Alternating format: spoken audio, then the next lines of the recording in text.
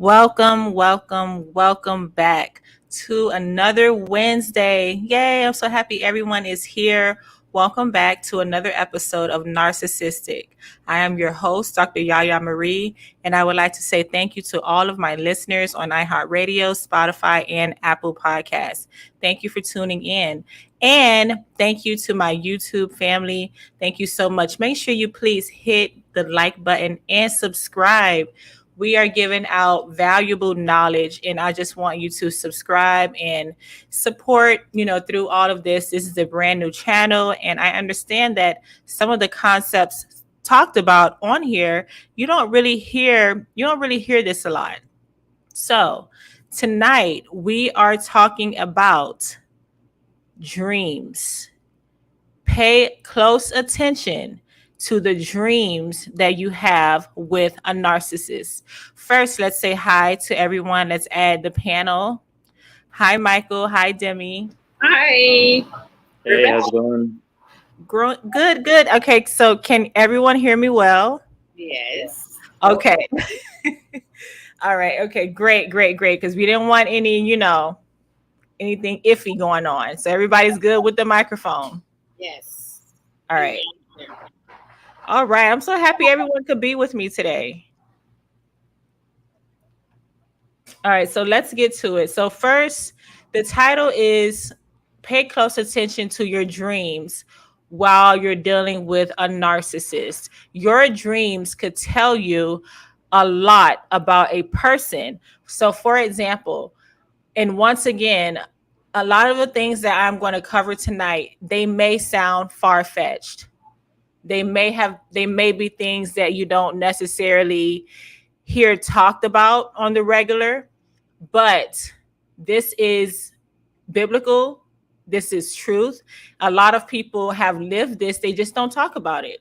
And you have to realize that your dreams are really important because, number one, dreams are an avenue where we can actually, or God could talk to us directly, is in our sleep. When our physical body is sleeping, our soul man state is awake or active. It's not sleeping also. So, for example, mind you, this is all biblical. We have Jacob, and this is in Genesis 28. He rested, and God made promises to Jacob as he was sleeping. It wasn't until Jacob woke up that he was like, oh my goodness, I was in the presence of the Most High. Then you have Solomon when he was dreaming. The Most High asked him, what is it that you want? Solomon was having a whole conversation back and forth with God. And he asked, for the knowledge and wisdom to teach or to service his people at that time. And since he didn't ask for riches and things like that, God gave him all of the above. Then all of that was in a dream now. Then you have where Joseph, he didn't know if he should marry Mary, his soon to be wife, because she was pregnant. And an angel came to him in his sleep and confirmed, yes, it's okay for you to get married. Mind you, this was all in the sleep or spirit realm. Does anybody have any input before I come back on? And here's Mike. Let me add him to the stream. Hey, Mike. Good evening. How's it going? Pretty good. Oh, that's good. I'm glad to hear from you. Sorry I didn't make it last week. It got a little crazy. Yeah, it's okay. We understand. While you're up, have you had any like dreams such as, any experiences in your dreams? Has that ever happened to you? I can actually and honestly say yes. So I was diagnosed when I was, I want to say it was like 5th or 6th grade with a bone disease called osteogenesis imperfecta, and I had a lot of broken bones and wrists. It was never on the high end of it. I just remember I had a dream once that I was going to be healed, or I was healed, and I had protection put over me. And a lady from my parents' church actually told me that she had the same kind of dream that, God was going to put a protective shield Oh, over wow. me. And what I do for work, being in construction for 16 years, probably shouldn't be doing any of that. And I haven't had any broken bones Oh, since. wow. So yeah, I That's would. amazing. That's one that I can specifically go back to. That is profound. What about the other Michael? Mike and Mike. Mike and Mike.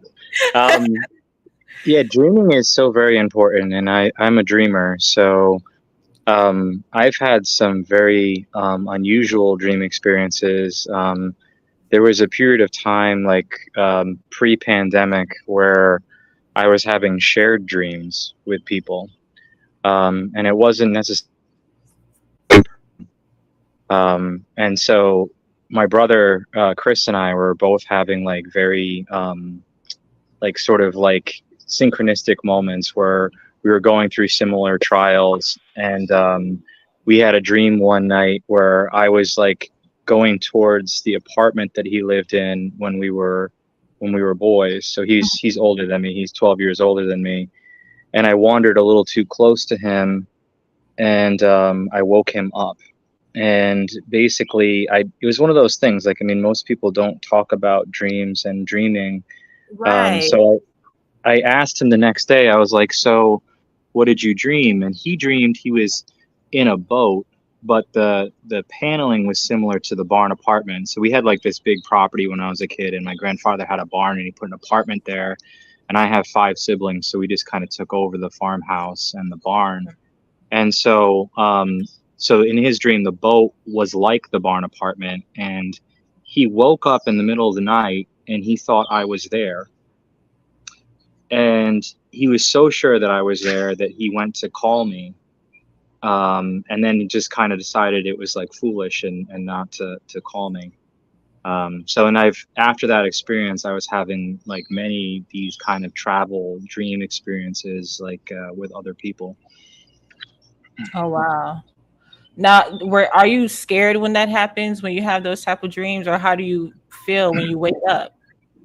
I approach them with a curiosity because I feel like there's like a larger purpose taking place that I'm still trying to process and understand. Because I also have premonitory dreams a lot, like like much like Mike was talking about having that shield of protection. Like I'll have dreams that like will kind of guide me through the next day, and sometimes it'll be, you know, like immediate, and then sometimes it'll take like weeks or months, and then all of a sudden I'll look back and I'll be like, wow, this is happening. And so while I'm in that space of like travel, I just feel like I need to have like my protection on. So having like a prayer before bed is very Yeah, important. for sure. Now, what about you, Demi? Well, just like Mike was saying, you have to, and I think I mentioned this last time where since I've been following the word and getting into more of the knowledge of what's going on with the narcissist and what have you, as far as being in a spiritual nature, I have been having more dreams. Mm-hmm. When I was with the narc, I don't recall having dreams at all. And Oh, I wow. remember saying that to someone, like, I don't ever remember my dreams. I know I dream, but I never remember them when I wake up when I was with the narc. But Mm. lately, more recently, as far as maybe 6 months or 8 months ago, now I've been having dreams where I wake up and I remember them. I can recall them. Right. And a lot of times when you don't, where everybody dreams, Right. but a lot of times where you go for a period of not dreaming at all, like years. I mean, like you Hmm. can't remember anything. That's Exactly. usually heavy demonic attacks. That's Mm. not permitting you to remember your Right. dream. Right. And as soon as you pray, oh, before bed, oh, let me remember this dream, please, like let me remember it. And it should start, coming back to your remembrance during the day, or often even when you first wake up. Yes. Yeah, because usually I know for me, I just keep like my phone nearby so I could write in the notes like Yeah. what the dream was. And if it's wiped from my memory, I'm like, okay, yeah, that's a really heavy attack because you're everybody dreams. Mm-hmm. And they're like, there's signals and signs and symbols inside of the dream. And while you're with the narcissist, I just made like a list of common themes or just a list of topics that people don't really necessarily know. I mean, you can tell that it's bad. You can tell there's something there or there's something with that type of dream. Mm-hmm. But these are a few that people have when while you're with a narcissist. And these are just, of course, there's many more, but for the sake of this show, because this dreams could be a whole channel in itself. Wow. So, right, just to be, I truly yeah, believe that. yeah. Okay, so number one, if you're having a dream that you're in prison, a prison dream, that is usually symbolic of bondage. Anytime you're in type of a dungeon or someone has a key or you don't have the key, but someone else has the key, that is some type of bondage. And I've heard that a lot with dealing with people who are in a narcissistic relationship. Then you have being stuck with some type of needle. That one is a common one when you're with a narcissist, being stuck with the needle or some type of knife or being stabbed or things like that.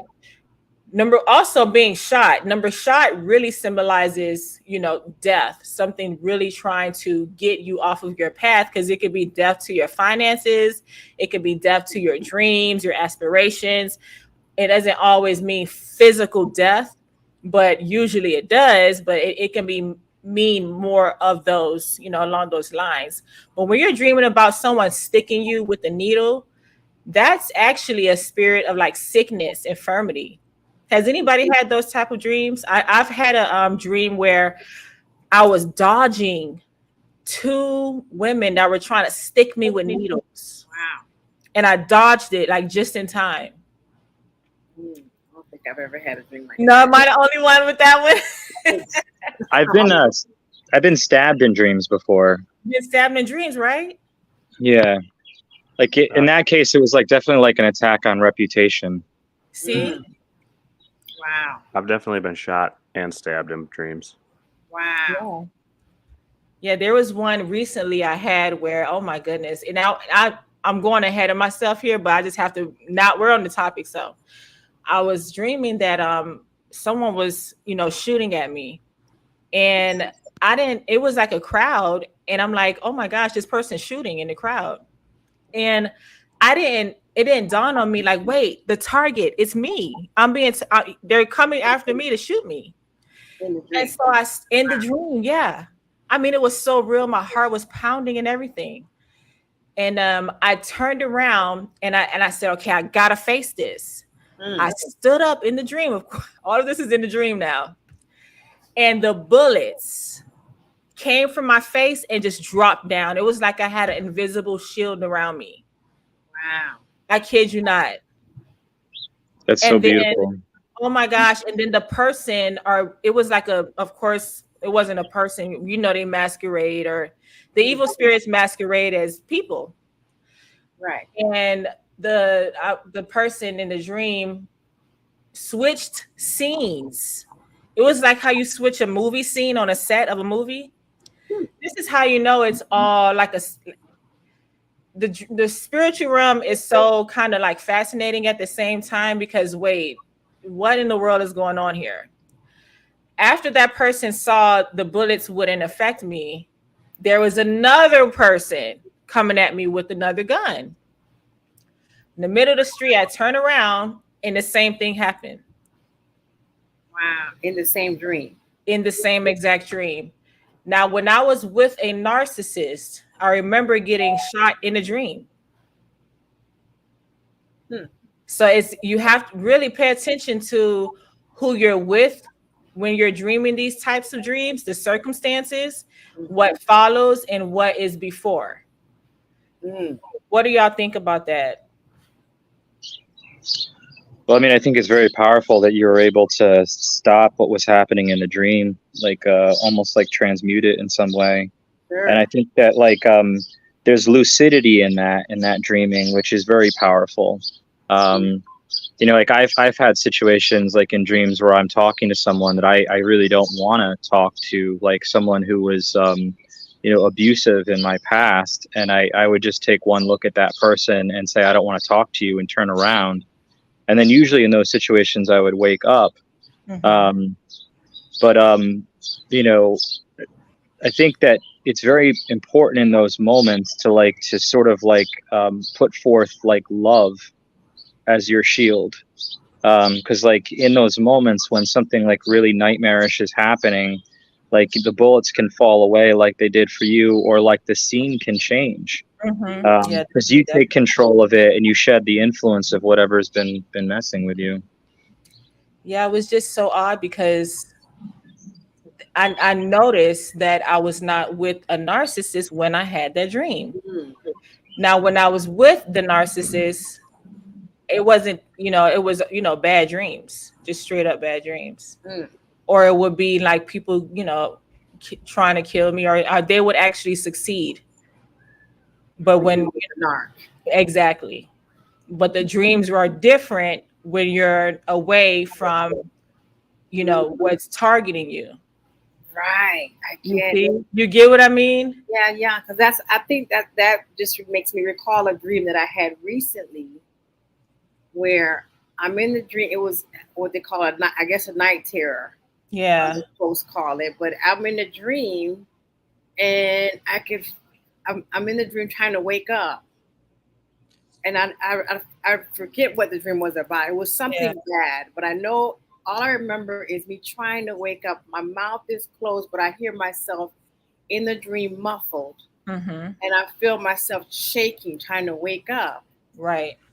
And my in the dream, I'm like, wake up, wake up. Yeah. I'm telling myself to wake up in the dream, but I'm muffled. And this had to be going on for a little while because when I finally woke up, I yelped out. I was like, "Wah!"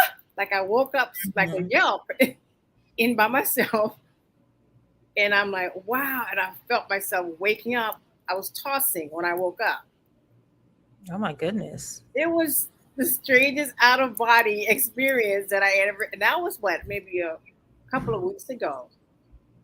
Oh So wow. my question to you then is, could that mean that well, I'm sure there's a narcissistic personality around Yeah, somewhere and things like that. That sounds like a trying to, foundational. Yeah.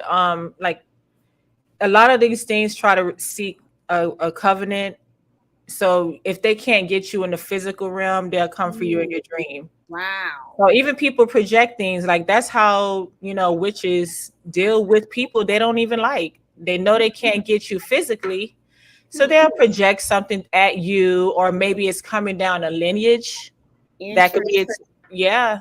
So That and it sounds like a movie, right? it could be a family member or It could be any, yeah, it could be that. Yeah, it could be down the That line. Yeah, it could be all of that.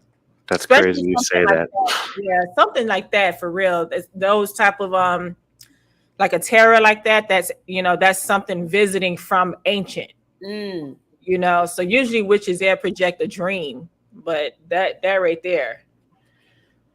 So I've been listening this whole time, and I've been Uh-huh. trying to think. I'm like, I can't think of the last time I remember a dream, hmm and I'm trying to like wrap my head around my whole situation and what's going on, and I'm just I'm just spitballing here. But Yeah. so I have my father and ex-father-in-law, soon to be ex-father-in-law, staying Uh-huh. with me, and my mother-in-law has told me that, oh, he's a narcissist or has narcissistic tendencies. And I'm like, I wonder if that's why I'm not having dreams. And I've been trying to like be more observant as I'm reading the book. I'm looking at it, and my personal feeling on the book is I think every single person has bits and parts of like narcissism in them.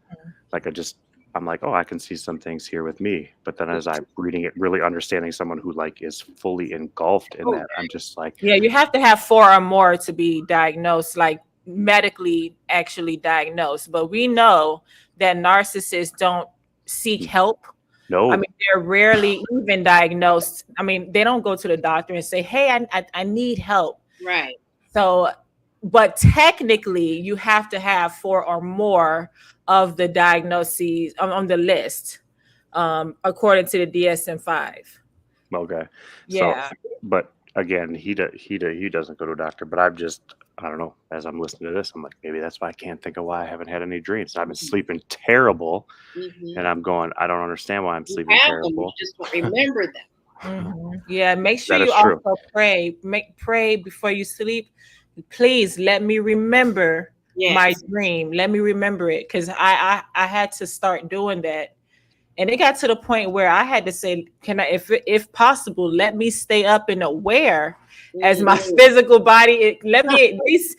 I mean, it got so bad because you got to think about everything that say for instance, people that this takes a lot of courage to come and Mm. talk Oh about yeah. things like this.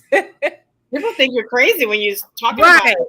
Exactly. It takes a lot of courage, especially if you're exposing things that aren't necessarily said on the you could find it here and there, but the kingdom of darkness, they know all about this. Mm.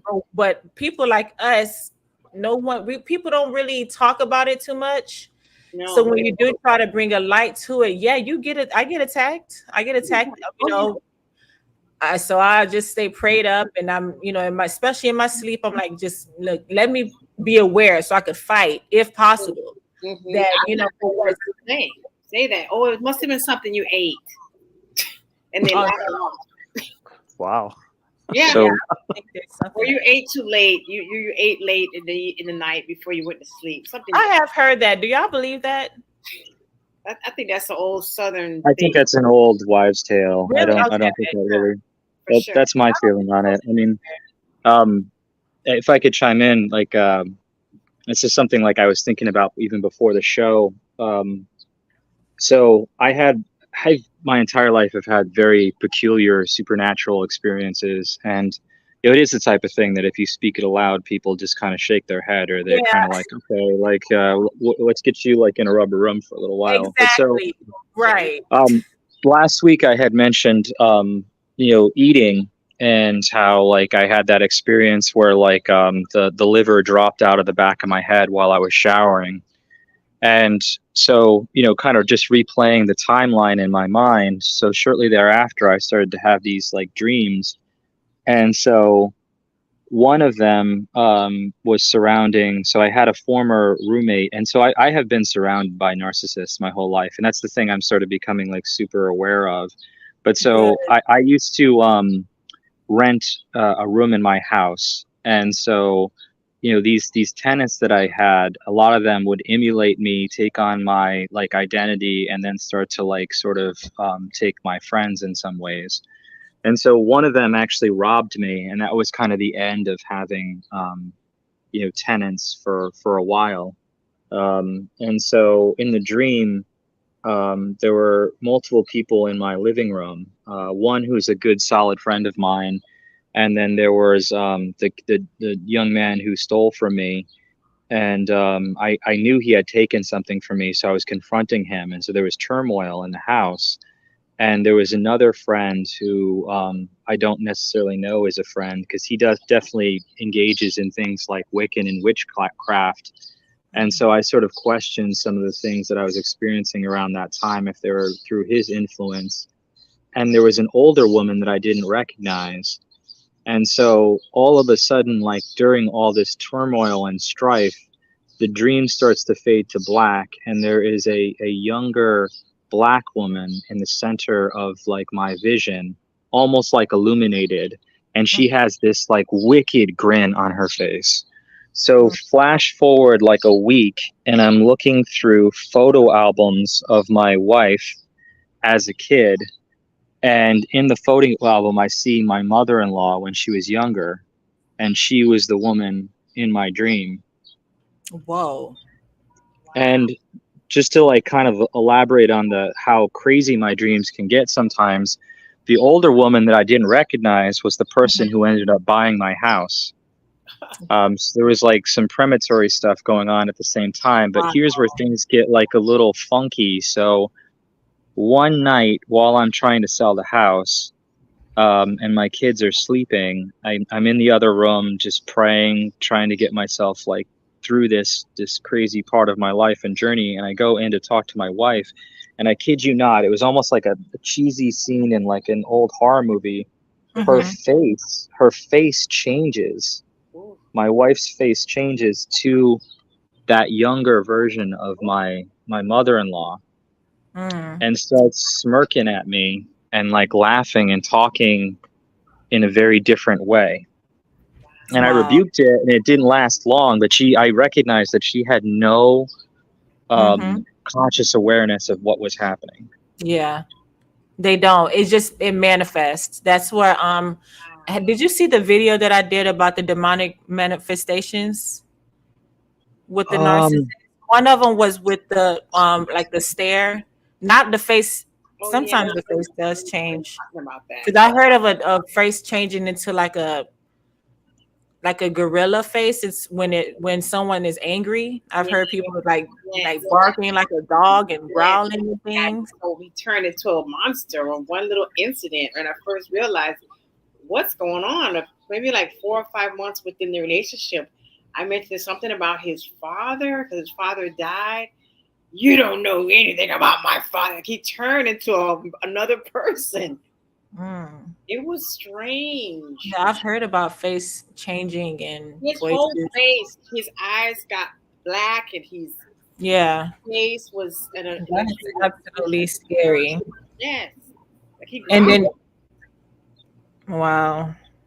I feel like that's just like a physical manifestation of the familiar spirit, and like definitely getting handed down from generation to generation. And so, yeah, I think I've said this before. I really feel like narcissism is an ego disease. And I think that it's like that ego of the narcissist that's being handed down from generation to generation.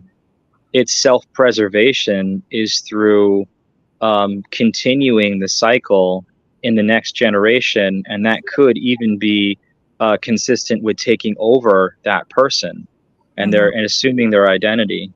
You hear stories like where people are like wearing clothes that were like their grandfathers or their grandmothers, and then they start to change their personality and like how they think. Well, you saw the picture you saw the photograph in your dream, and then that's just wild how that happened.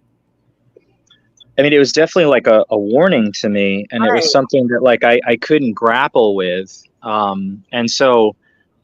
The person that I said that was engaging in witchcraft had told me that he felt like the in-laws were trying to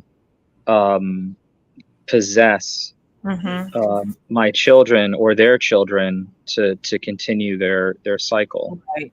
Yeah, and also when because I was writing down, I've been doing blogs and things for a long time, probably since 2012.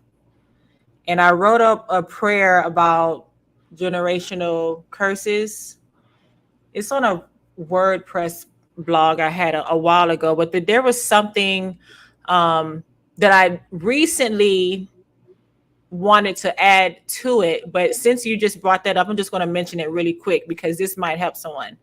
When you're praying against generational lineage and evil, lineage and things like that, and you're breaking those curses, make sure to also say in your prayer that whatever curses that were supposed to come because you broke the generational cycle, you rebuke those and you come out of agreement with those also.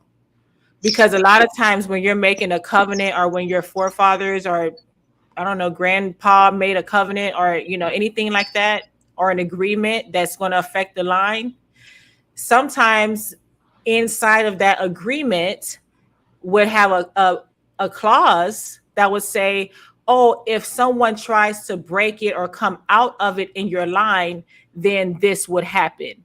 Then that would happen to them. It would be something bad, of course. So you have to... It's almost like trying to diffuse a bomb, and then there's like a secondary trigger to it.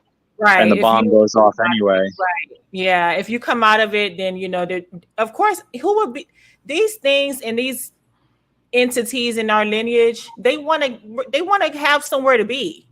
They don't want to be kicked out. Right. So of course they want to punish you for kicking them out. So you have to think, you have to cover all bases, but I do want to just add that in there in case anybody, may listen on even on the replay, because that was something that I just, revealed to me. And we have Annie. Let me add Annie to the stream. How are you, Annie? Hi, I'm fine. How is everyone? Good, good, good, good. Nice to hear from you. Welcome So, aboard. Right. so Annie, we're just Hello. talking about the dreams while we were with the narcissist. I just started just going through a list. Just a little short recap. One was being in prison, that symbolized bondage. Then you have being shot, was representing death, and stuck with the needle was spirit of infirmity or sickness, and things being felt or tied down in your sleep. Usually, our family or lineage type situations. Did you have anything to add, or you just want to keep listening to the list, or how's it going on your end? Um, I'm fine. I had a dream years ago, but I think I'll just listen right now. Okay, okay. Alrighty. All right, so let's move on right down to the list. Now, this one, okay, in a car. A car could represent your life. Um, think of your being mobile. Think of where you're being driven to. If the car is going backwards, of course, that symbolizes backwardness. If you're not driving the car, that is a problem, because that means someone is steering, someone else other than you is steering. Right. So when you're thinking about a car, and that's in your dream, pay close attention to which way you're driving and who is driving the car. Interesting. Okay. And then also we have, now this one, I don't know. I think I might lose. I might lose some people on this one, guys. Let's bear with me. Someone giving you money. Mm. Someone giving you money. It may seem as if this is a good thing. I'm just going to put someone, everybody, wait, let me just put, I'm going to mute everyone's mic because I see there's some feedback going on. Okay. And when you're ready to talk, just take yourself off of mute. So with someone giving you money, this is a big one, because who doesn't want money? Obviously, people are in situations where, oh, they may wake up, I had a dream, someone gave me a ton of money. But here's the thing. The money in the dream is not necessarily money. These spirits, they often masquerade as people, family members, someone good or anything like that, giving you stuff like such as money, and they know that you will take it. Why? Number one, it's a dream, and sometimes when we're just getting into this knowledge, a lot of our soul man states aren't as strong as they should be. And what do? You accept the money because someone's giving you money, and you take it as a sign as, oh, okay, I'm going to be rich. So I'm going to come into some money in these next few days. These spirits are just looking for you to accept what they're giving. For example, that may not be money that they're giving you. It could be sickness. It could be financial destruction. It could be death, anything other than the money. We have to remember, familiar spirits and masquerading spirits, they are actually deceptive. And they know that us as human beings don't necessarily always have this type of knowledge. For example, when I did not know this, I would have dreams of being given money constantly.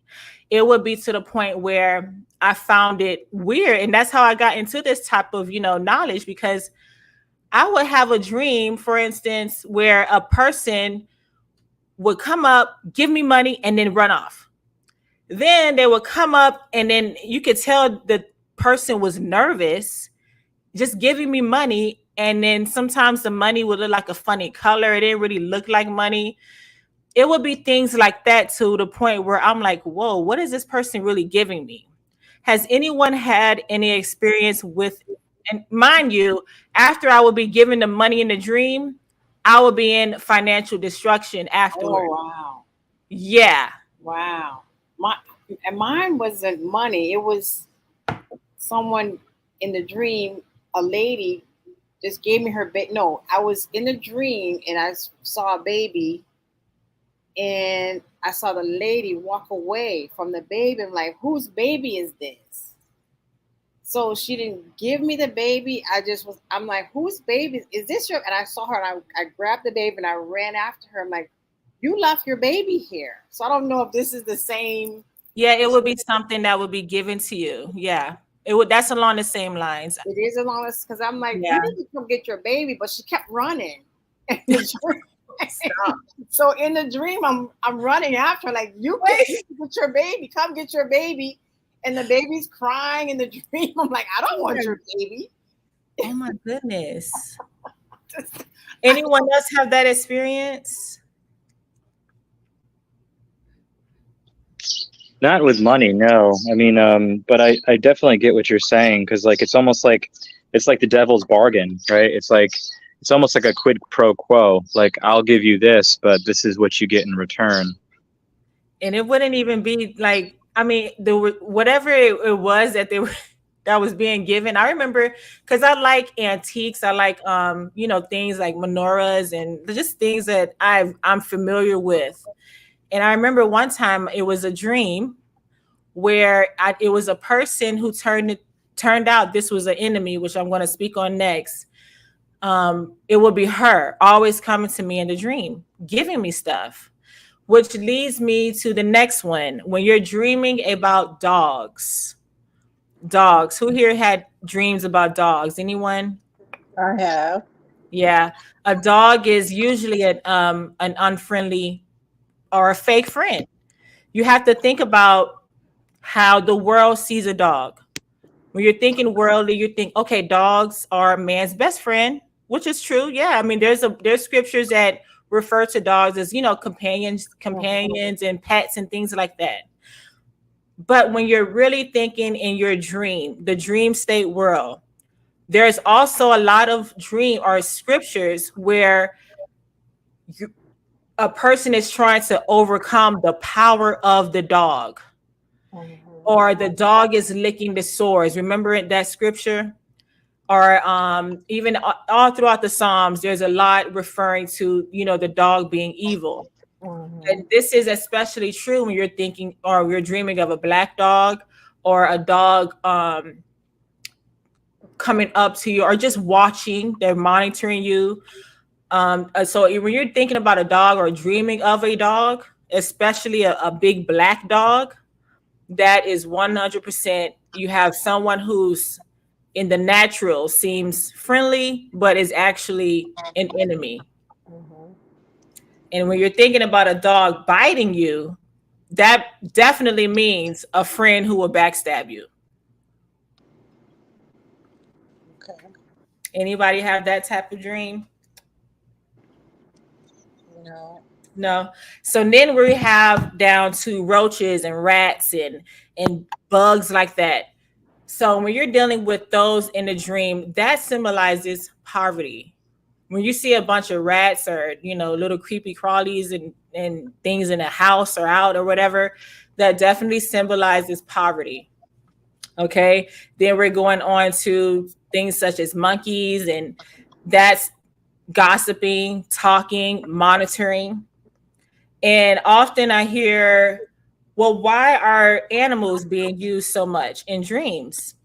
Number one is because whoever or however this is coming at you, it wants to remain hidden. They're not going to show who it actually is or how it's getting to your dreams or things like that, or what generation lineage it came through. It wants to remain hidden because, of course, they would be exposed. So why not use animals? Number two is sometimes whatever, you know, when you're thinking about God giving you a dream, he'll give you something that's disguised in an animal also, because you don't want to necessarily see the person that's doing it, because we're supposed to pray against the spirit, not the actual person. Does everybody understand that? Mm-hmm. Mm-hmm. You may start to hate Absolutely. the person. You may start to hate the person that's doing the projections at you and the witchcraft against you and whatever lineage it came through. You may start to have hate in your heart. So sometimes even when God gives you a dream, it might be through an animal. He won't show who it actually is. Sometimes he does, though. Because I've had an instance where I was shown who exactly was doing what. Yeah. Anyone want to chime in? I had a dream and I remembered it vividly. I still remember it. I had it years ago. Um, it looked like I was in my parents' living room and it was full of grown-ups in the living room. And all the children, we were trying to, like, I think, hide them. And my parents have a back house, and all the children were in the back house. So the lady had, like, I don't know, like 6 men behind her, and she was giving us all orders and telling us what was going to happen to us. And we had to go out and do something. I'm not sure what it was. And we left Mm-hmm. out the house. And when I left out, it was just me, and I was walking, and it was riots in the street. It was people fighting, shooting. It was fires. And I was walking and I was scared, and I was like, what is going on? And I kept walking, and I was walking past some businesses. People were stealing. And then someone noticed me, and all of a sudden I was elevated, and I was elevated high enough where some of them could jump up and touch my feet, but they Mm-hmm. couldn't get me. And I was just floating, and I could see other people were elevated too. And then as I was still moving. I wasn't walking, but I was moving. I saw the lady that was in the living room that gave the orders for everything, and I was angry. I was so angry, but something said, "Do not come down." And I came down and I went to fight her. And when I went to fight her, she stabbed me, and I fell onto the ground, and I was laying there, but it wasn't blood. It was like a goldish color coming out of me, and I was laying there, and then a man came and he put his hands over my chest, and it lit up and healed up. And when I healed up, I elevated back up. When I came down, I was in like a upper middle class neighborhood, and the streets were empty. And I was looking around and I wasn't quite sure where I was, and I just kept walking. And then someone was walking behind me, and they had a sword, but their back was to my back. And so they were walking backwards and I was walking forward. And then a lion came out of a house. It was a huge male lion. It came out and it looked at me, and I knew it had been in there devouring. And it looked at me, and then it turned and it kept going. I Oh kept wow. walking. Another lion came out, but it was two female lions. They looked at me the same way and kept going. And then the male that was walking behind me, he was now walking beside me. And another lion came out, looked, and kept going. But then there was this peace. Once he came to the side of me, it was a peace, and I felt protected. Oh And then wow. I woke up. That is interesting. Yeah, that's interesting. And like when you do have a dream that you're stomping on snakes, or whatever it is that's hurting someone else is not hurting you. All of that, definitely symbolizes divine protection. That is incredible. But I didn't. Yeah, I, I definitely thought it was interesting that you had like golden blood after you were stabbed. Right? There's almost like a I rebirth. was going to comment on that. That's so true. Wow. Oh my gosh. And And sometimes, oh, go ahead. no, I was just going to say to Annie, how long ago was that dream? You remember it? I remember it vividly. Wow. I don't think I'll ever forget it. And I don't know what it meant.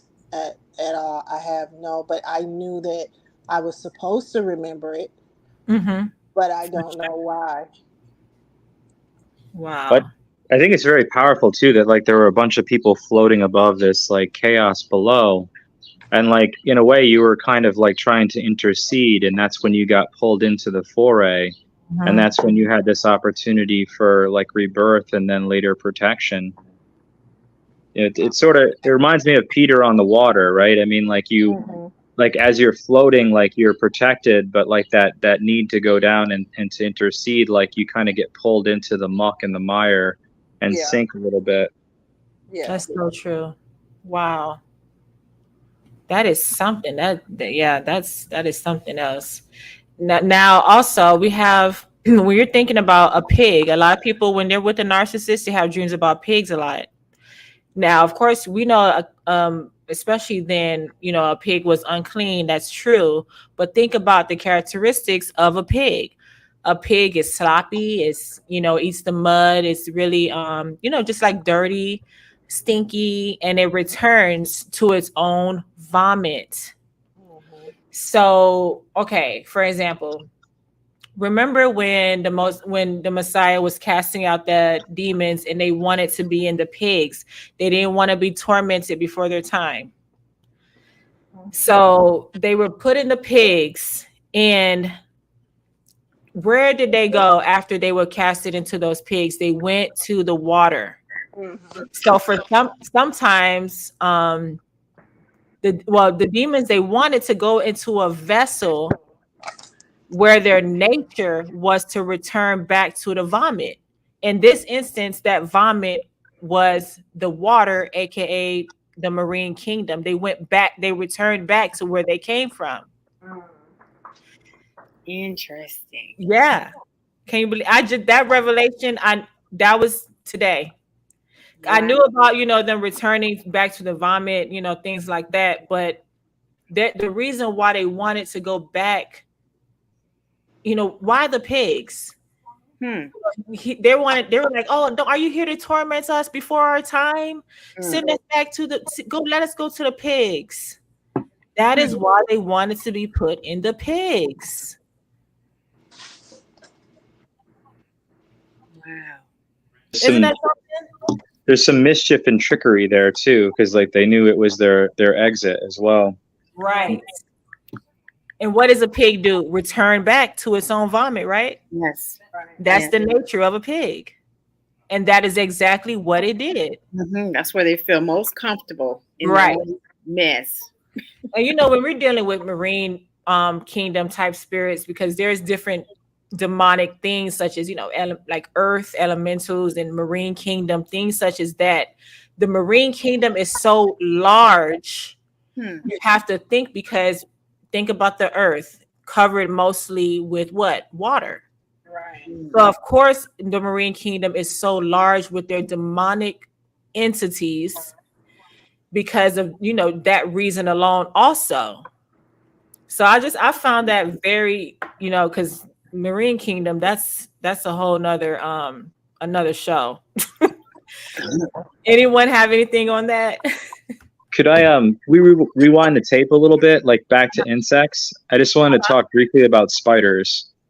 So No, I'm scared of you spiders. don't like spiders at all? No, okay, well go ahead. So I Spiders, right? kind of have a thing with spiders. So there's a lake near me, and it's Chungunga Gungunga Gungunga Chunga, which is like you fish on your side, I fish on my side, nobody fishes in the middle. Mm. So like as long as that spider doesn't cross my way, I'm usually like, all right, whatever, and I'll catch and release and whatnot. But I've experienced a lot of dreams with spiders, and what I've been noticing a lot in my waking life is having experiences where when I feel like I've broken through like a curse or like an attachment, like to something, I'll see a spider. And I recognize the release of whatever it is. And there's like this old poem that talks about like, we are like the spider who weaves the web and then lives inside it.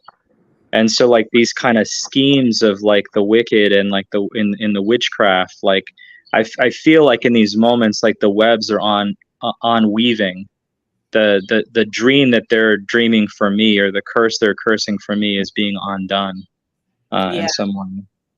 definitely so. Oh, and you just reminded me of something. You know, when you're having a dream about bathing, or even when you're like urinating in a dream, that does symbolize deliverance too. Hmm. Yeah. Anyone else? I just don't. I don't know. I wish that it would be clearer. You Mhm. know, and that you could really understand because I feel like I know the difference in a dream that I'm supposed to remember. And sometimes I have repeat dreams. I have the same dream Yeah. exactly over and over. So Hmm. I know that it's something that I'm supposed to know because I used to have repeat dreams about a rat when I was married, and he would never catch it. Hmm. And I would always tell him, you could have got it, you could have got it. And we would argue in a dream because he could have caught the rat. And then I had that one over and over again.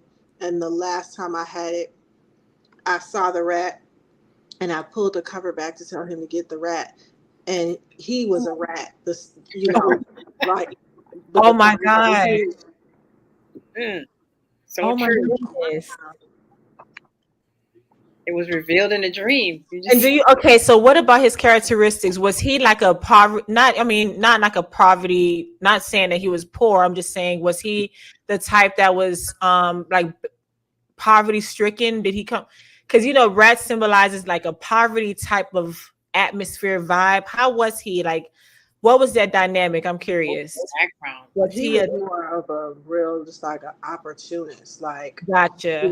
hungry for money, and not just that he's poor, just like a hungry, a greed for money, like Gotcha. a, do anything for money. Hmm.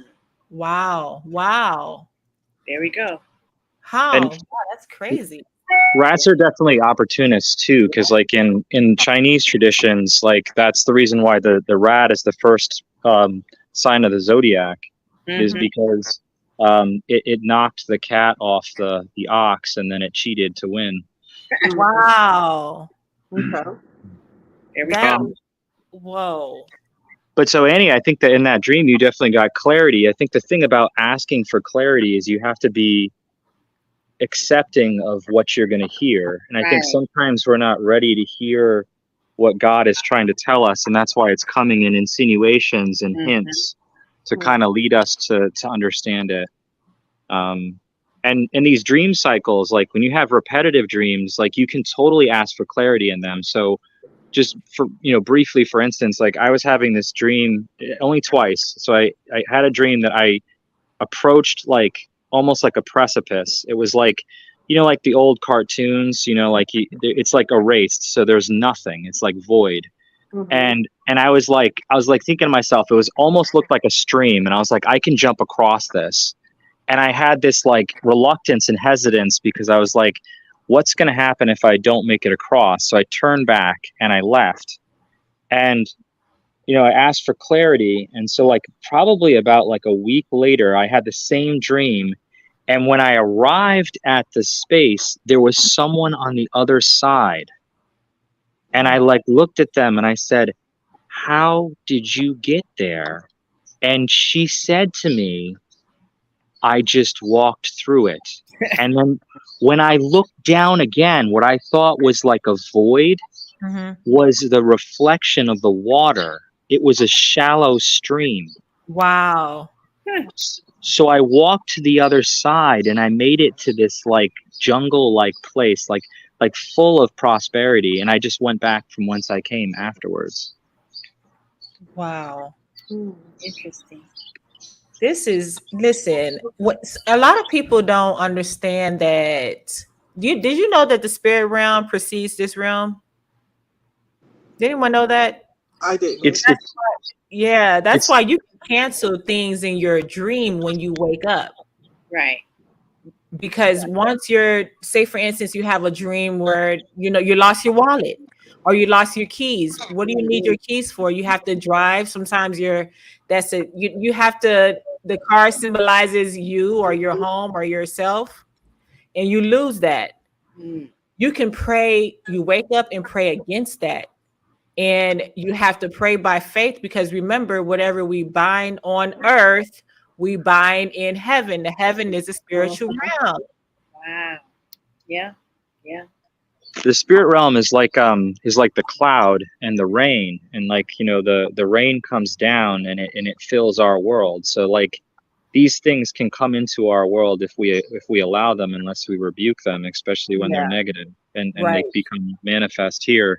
um I just thought of something too, just again, like briefly. Dreaming is like such a passionate thing for me, but I was dreaming of the ocean one morning, and I really, timing of dreams is super important too. So like I feel like if you have like that mid morning nap, like if you're dreaming from 9 to 10 a.m.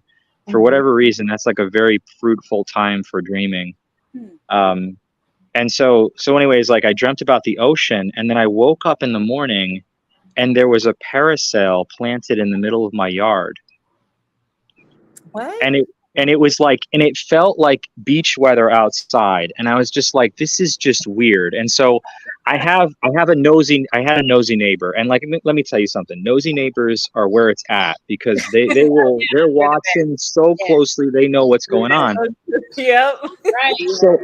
So I said to her, I was like, hey, Charlotte, did you see anybody sneak on my property and plant a parasail? Which is like super weird, right? Mm. Right. How Because like, random is that? Hey, did you see someone? and so like the Put thing it was, there. it was like, it wasn't like it could have like accidentally blown into the ground either. It was like staked in. Wow. Oh my So God.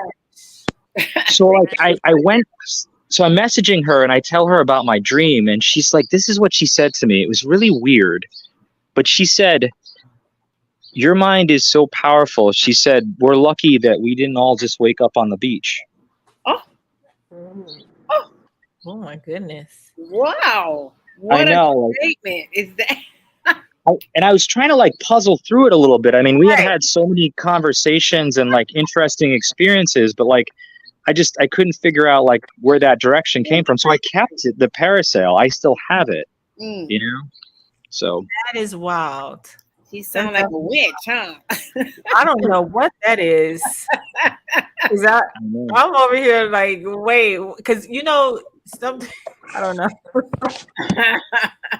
I have heard of people planting things in She people's could have put it there herself just to have right. a conversation with I didn't you. want to say nothing. Like, I don't know your neighbor like that, but Oh, he's gonna talk to me now for sure. oh my goodness. Whoa. That's That's something. All right. Now, So, okay. You is think there ever anything about like matches, like matches as in like like a book fire of matches matches? or Yeah. oh, I don't know. I like what was the content of it? Like just Well, I'll tell you guys what happened yesterday to mhm. me. In your dream or like waking life? No, this is waking life. Okay. Um, okay, so I got into a disagreement with somebody at work, and I told her, basically I tried to like smooth things over, Mhm. because she got reprimanded because she did something wrong, and she was going to use my number, so I was like, no. So anyway, I hadn't seen her for about 2 weeks, and but before that, she made me a necklace. Just out of blue, she made me a necklace, and she gave me a hand painted like book of matches on it. Just for And you. yeah, and what made me think about it, because I looked down and I just saw it, and she wrote on it. It says "Summer Love," and it has birds on it, and it has like a whale on it. Girl. Oh And my gosh. the necklace she gave me is like a seashell necklace, No, no, no. and Oh she just made no. it. She just made it just for me. I don't know why she went home and thought about me, but she made it for me and gave it to me. And I was like, oh, it was around my birthday, and she was like, here. So I was like, oh, thank you, but I just didn't wear it. I put it on. I was like, oh, it's nice, but I never wore it after that. and I have it in a plastic bag. So anyway, fast forward to yesterday. I get to the store and she's opening the store, and she comes to the door. She lets me in. Now she's always hugging me, trying to hug me and give me a kiss on my cheek or something like that. And so she didn't try to hug me. She didn't really want to speak to me or anything. I didn't care about the hugs because I don't really like for her to hug me. Mhm. But I noticed this pattern shift. So it was a hell, and it was really bad. Wait, the microphone is cutting like in and out. I don't know if anybody else could hear that. I can hear. Yeah, I can hear it. Yeah, it's kind of Oh, echoing. yeah. Okay. Now try it. Try it again. Now. Can you hear me? I hear you. It was just like it's like in and out, but I hear you. Feedback. Oh, okay. Maybe let's put our I just mute my microphone. Try it. If you have YouTube on your phone Uh-huh. or you're playing anything else, just turn it off. Okay, I don't have anything going. Oh, okay. So she so she's not really talking to me, or anything like that. So I do the things that we're supposed to do in the morning before the store opens. So I smell the smell as soon as I walked in, and I just said her name out loud, and just say her name is Carol. I said, Carol. And she was like, oh, I got here early to do my rituals in the store.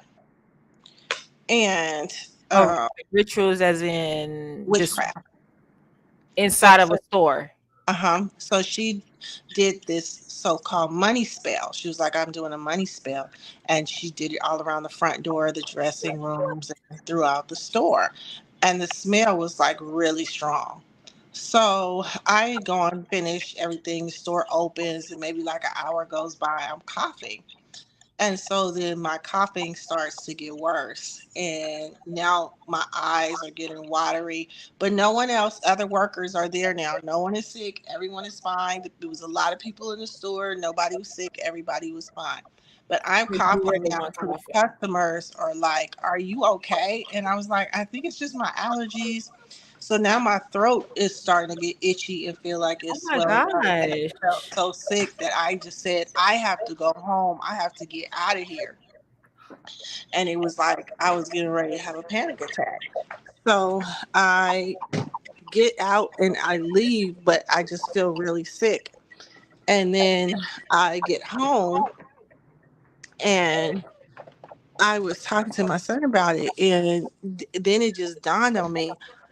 I just felt like whatever she did, it was for me. That was definitely for you. And you were the only one that had a cough attack reaction. Yes. Who gave you whatever gifts. And usually when you're getting occultic gifts, you're supposed to burn them. But the fact that she gave you matches is very interesting because once you light, she probably wants you to light that match. I would just throw that away. Well, I why mean, even? I'm sorry, but why is anyone doing these things inside of a business? at the job, like I'm like, what is going on here? She's a, So the thing to remember is these things are far more common than we realize. Right. And I would be very mindful on what you do with these articles. Like I would almost bury them because like the thing is you don't want anybody else to find them. If you just throw them in the trash, someone else could like be like, oh, this is kind of neat. Mhm. But like Even matches, like you can't even burn that. well, that's the thing too, right? I mean, like, so what are matches, right? Matches release sulfur, Right. and then what else do they do? A match burns out quick, right? So you got to understand what the intention is here. The whole thing was about love, right? So short-lived love. Wow, and more wow. Oh my So God. you gotta bury it. That's what I would say. Find some place to bury it. That would be my suggestion. What I was the first thing she I was gave gonna you? break it up. The first thing, the very first, she gave me 2 books of matches. But she gave them to everybody at the store. She just made them, and she said, "You guys take one." Oh my. wow. What? Beware of people. And she made personal little notes on all of them. No. No thanks. And then she gave me a seashell necklace, and she said, I found this seashell when I was at the beach, and I Oh, went This is to the the same house. woman that you just had a problem with earlier. Yeah, but she gave me the necklace before we Oh, had. mm. Mhm. Oh my gosh. Wow. And you know that seashell is, Marine Kingdom too. Yes. I'm speechless right now. I mean, that kind of goes back to like you were talking about with like dreaming and getting a gift. Like you really have to be mindful of the things you take from people, and what kind of energy could be on them. Oh my gosh. What? definitely negative energy that she wanted to. She had this negative thing towards you from the beginning. From So the beginning, yeah. But you have to be in these situations like it's illusionary, it's trickery. So like you can't be pulled in by it. So like as soon as you know it's affecting you, we start to give it power when we notice that it's affecting us, and like we have to just give it to God at that point and rebuke it. yes, And that's the only way to get rid of that energy. yeah, Because the more we fixate on it, like you said, panic attack, and that's when I was worried for you, Annie, because that's exactly what is designed. she wanted that to happen. She was back in the wings, just watching it all unfold. My Yeah, she did it. goodness. Only she sent me a text message today with a image of Campbell's soup and saying she won't do any more of that stuff in the store. Shut up. Shut up. She Oh knows. my gosh. What? How evil is that? But my store manager must have made her apologize because she didn't say, like, she didn't call on her own to check on me or anything like that. But I reported it. What happened, because I thought I was going to have to go to the emergency room because I What? couldn't breathe. Right, right. That's how powerful those things are. So, I mean, personally, what I would do, and I always have some like Israel oil or anointing oil, is I Yeah. would say before you go to work, like make sure you anoint yourself. Mm. Okay. That's And to be quite honest too, because I have this same kind of experience where I work, anoint yourself when you come home too. Mhm. Mhm, Oh mhm. yes. Oh yes. oh my gosh. I'm just at a loss for words, guys. I'm just like the nerve. Yeah, right in your face, right in Right. her. But she can't do it any other place but at work because that's the only time she really sees you. So she had to do it at work. But I Well, felt like even if she did a money spell, we're not on commission. So why would you do a money spell? Wow. Hateful. Oh, she was just really just saying that's what it was. I mean, you can't trust in a situation like that, because right. that's how the manipulation works, is like Right. it's classic misdirection. So say the opposite and then the other thing happens, right? Right. And the other thing too is it's like, what is the power of vampirism? The power of the vampire in the older traditions is the vampire needs to be invited in, That's Mhm. right. right? And Mhm. so like there's an invitation there that's extended. And then the other thing about it too is that to do something like that in plain sight Yeah. Oh, gives it power of awareness. Mhm. So like other people were also aware of it, but no one was as affected as you are, because yes, you were likely the target, but also too, just like your dream had suggested too, is that you're a chosen one. Yeah. So something like that will affect you far more than other people, because people are ignorant or oblivious to it. Mhm. That's right. that is absolutely, I mean, Incredible, right? wild. Perfect. Because I hear about a lot of witches can't really deal with you physically unless you have like close access to them. And the job is not necessarily close. But I mean, she had a lot of nerve to do that. Just because she's invited me over her house several Oh, times. there we I go. wanted to come. There we go. Annie, can I ask you a question? Yeah. Is she like manipulative at work, or does she engage in drama or cause conflict with employees?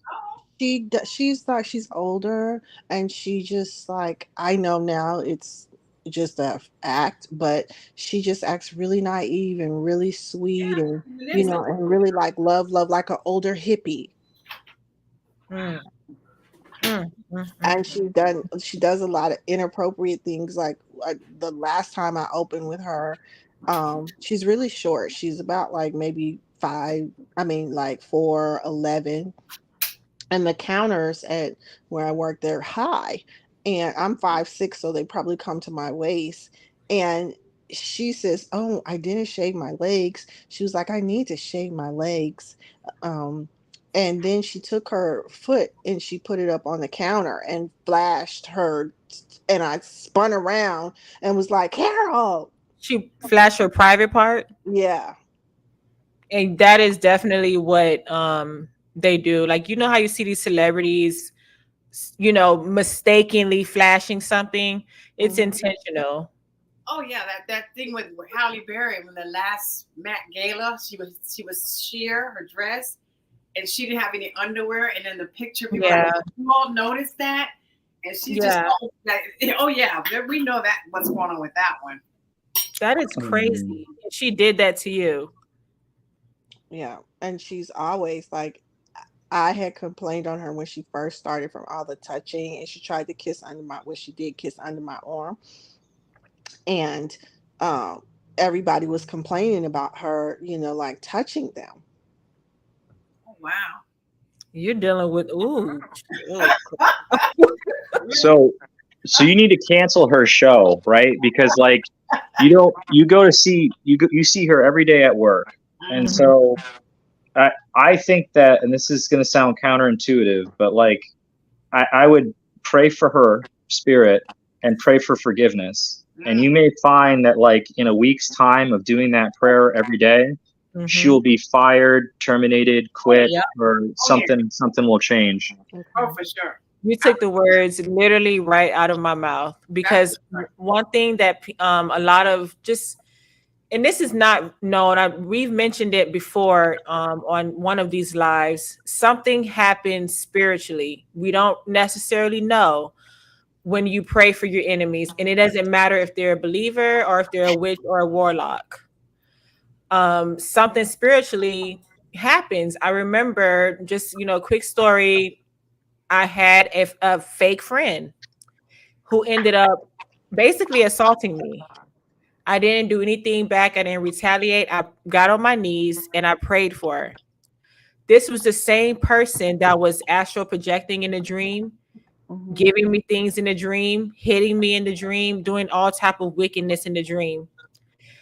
When I prayed for her after she assaulted me, what the animal that she used to turn into in that dream, which is like a dog, Mhm. sometimes like a finks, so like a one of those cat, a big cat, or a Mhm. dog, usually a dog.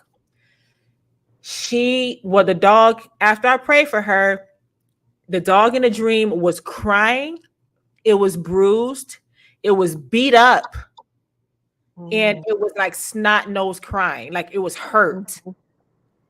So after that, I'm like, wow, I didn't even do anything, Mhm. Well, pray for him. but pray for her. That's the And only thing that I did. yeah.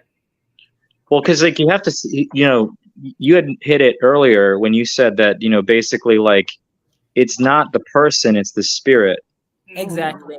And so like it's almost like an addiction, right? And so what happens to somebody when they're addicted to something? There's withdrawals.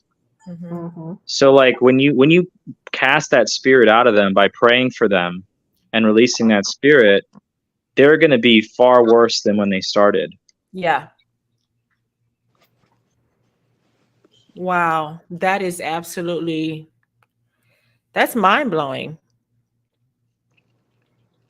And that also tells me too that she's a high level um person in the occult, because of the boldness of her doing rituals in at the job.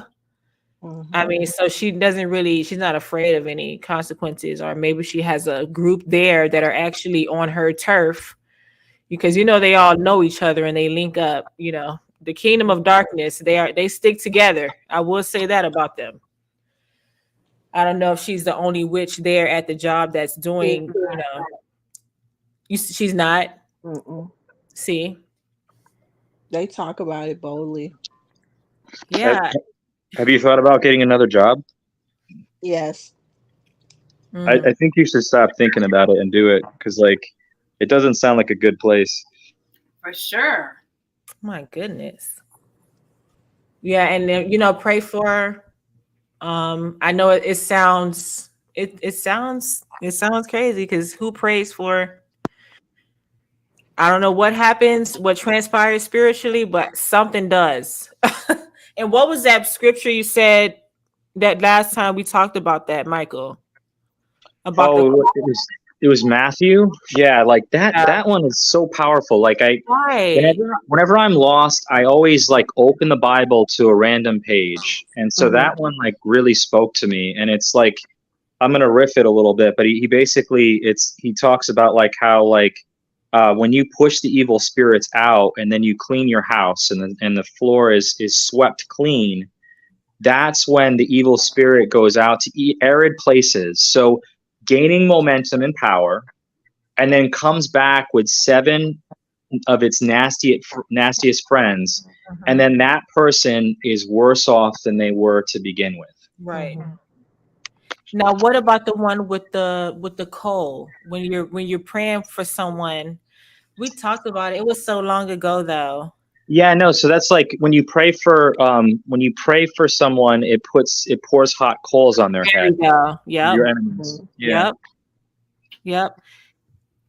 That is, yeah, that's how you deal with them. Because one thing about the kingdom of darkness, they'll deal with you how they want to, and they don't expect for people to, fight back because, a lot of they know that we don't really know this area. This is like their territory, but it's really not. But they pollute it. They pollute it. So, I mean, you just have to stay prayed up, anoint yourself with that oil. You pray over the oil, you anoint yourself, just stay prayed up. And Seriously. and and Annie, that I'm seeing like in my mind's eye a direct connection to your dream and this experience too of like being stabbed, right? Mhm. So all this chaos and then being stabbed and then your blood turning to gold and then being protected. Like it's very important that as you pray for her spirit Mhm. and your protection, that everyone else who has ever received something from her is protected as well. Because the way that these people gain power, there's like a verse about this too, about like how Pharaoh's strength is like similar to God's. And the Mhm. reason what I believe that comes from is that Pharaoh takes the energy from the slaves, and Mhm. so she is taking the energy from all these people to make her strong. Mm-hmm. Yeah. It's Yeah, vampirism. she does So there. protect them, pray for their protection too. And I know it's a little intimidating to think about engaging in spiritual warfare, but like the Most High is right there with you. Right. So just remember that like as you rebuke this whole thing, that like you will be protected, and be mindful of what happens, because I wouldn't be surprised if everything in the room starts to change and all the people start like being different and like she starts being ostracized or pushed out Right. very quickly. Mhm. That is right. That's 100% right. Because usually when, they get on one accord and, a lot of them they see in the spirit too. I don't know if you've ever read a book. Oh my gosh, it'll come to me by the time this is, over. I mean, the spiritual warfare is real. And this is coming from, there is a pastor who used to be in the occult. I mean, high level warlock, Mhm. one of the highest you could go.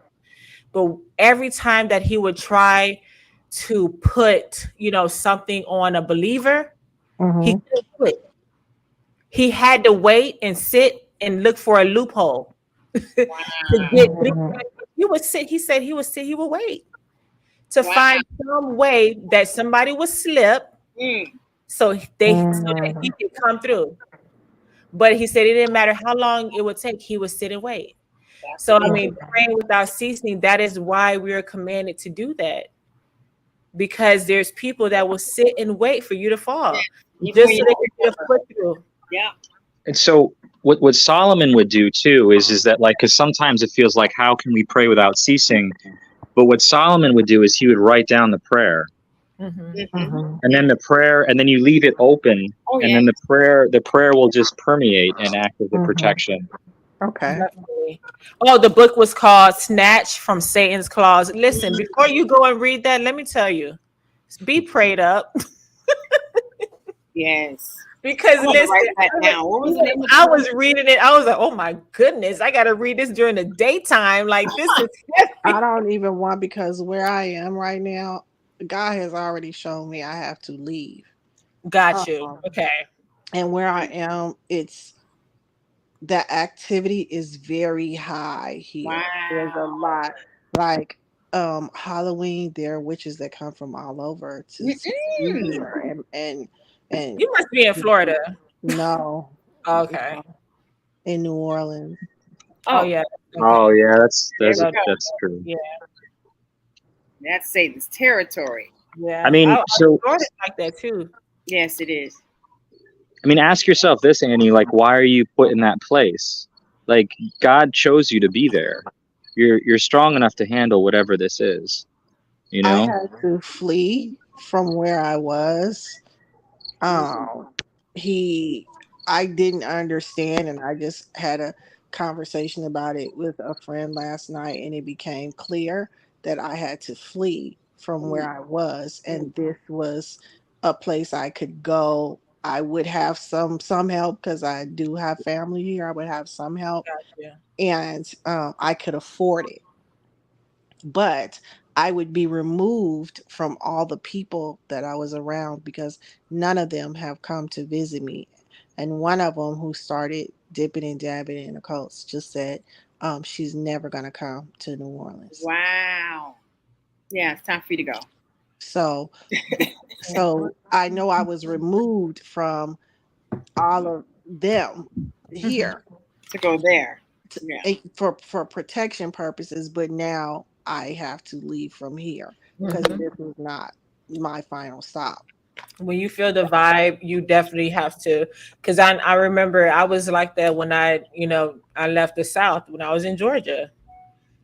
I mean, but then when I look back, on the TV shows, I'm like, oh my gosh, like I'm so happy I'm not there because Mm. it's buck wild down there. It's like wild, wild west. Yeah, that's where I was. I was in Yeah. Georgia. So I definitely I feel you. I definitely understand. And when you know it's your time to go, you definitely, Mm. make your moves and you pray about it and Yes. you do what's Yeah, easiest for you because the Most High is not the author of confusion. He's right. going to lead you directly and he's going to make a way, clear your path. Yeah. That's I right. just don't know where I'm supposed to go, but I did pray and say I will be obedient to wherever you show me I That's need to right. go. Hmm. That's right. When you surrender to, like, everything works out, like, in miraculous ways. Yeah. Right. Definitely so. But that book is called Snatch from Satan's Claws. And if you're like, I wouldn't even recommend anyone who's shaky in their faith. I wouldn't even recommend you read it. Mm. That's how serious it is. But Wow. you will have insight as how the occult people do their business because I wouldn't have known that if you don't anoint certain areas in your house. They project all the time. Wow. Wow. It's crazy through pets, Oh, through dust on the wall, all type of stuff. But wow. he couldn't do it if you were a believer in the Most High and His Son, he couldn't do it. If you were anointed, he couldn't do it. What Mm. he would had to do was wait for a loophole because Satan is a legalist. Mm. So And that what? And why would a person want to just sit and wait? Like, what is wrong with you? They want to evil, just Yeah. sit evil, and wait. They'd rather be evil just than evil, just evil, just evil, just evil. that I goes mean, back to generational the lineage. so true. Yeah, that's right. We did talk about that. Yeah, because some of us have had family members who are narcissists, mothers, fathers, Mm-hmm. aunts, and co-workers or whatever. Yeah. Everyone around is a narcissist. Why? They go back, they looking for that identity, that vessel.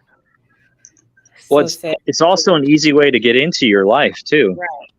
Right. That Hmm. easy vessel that doesn't know.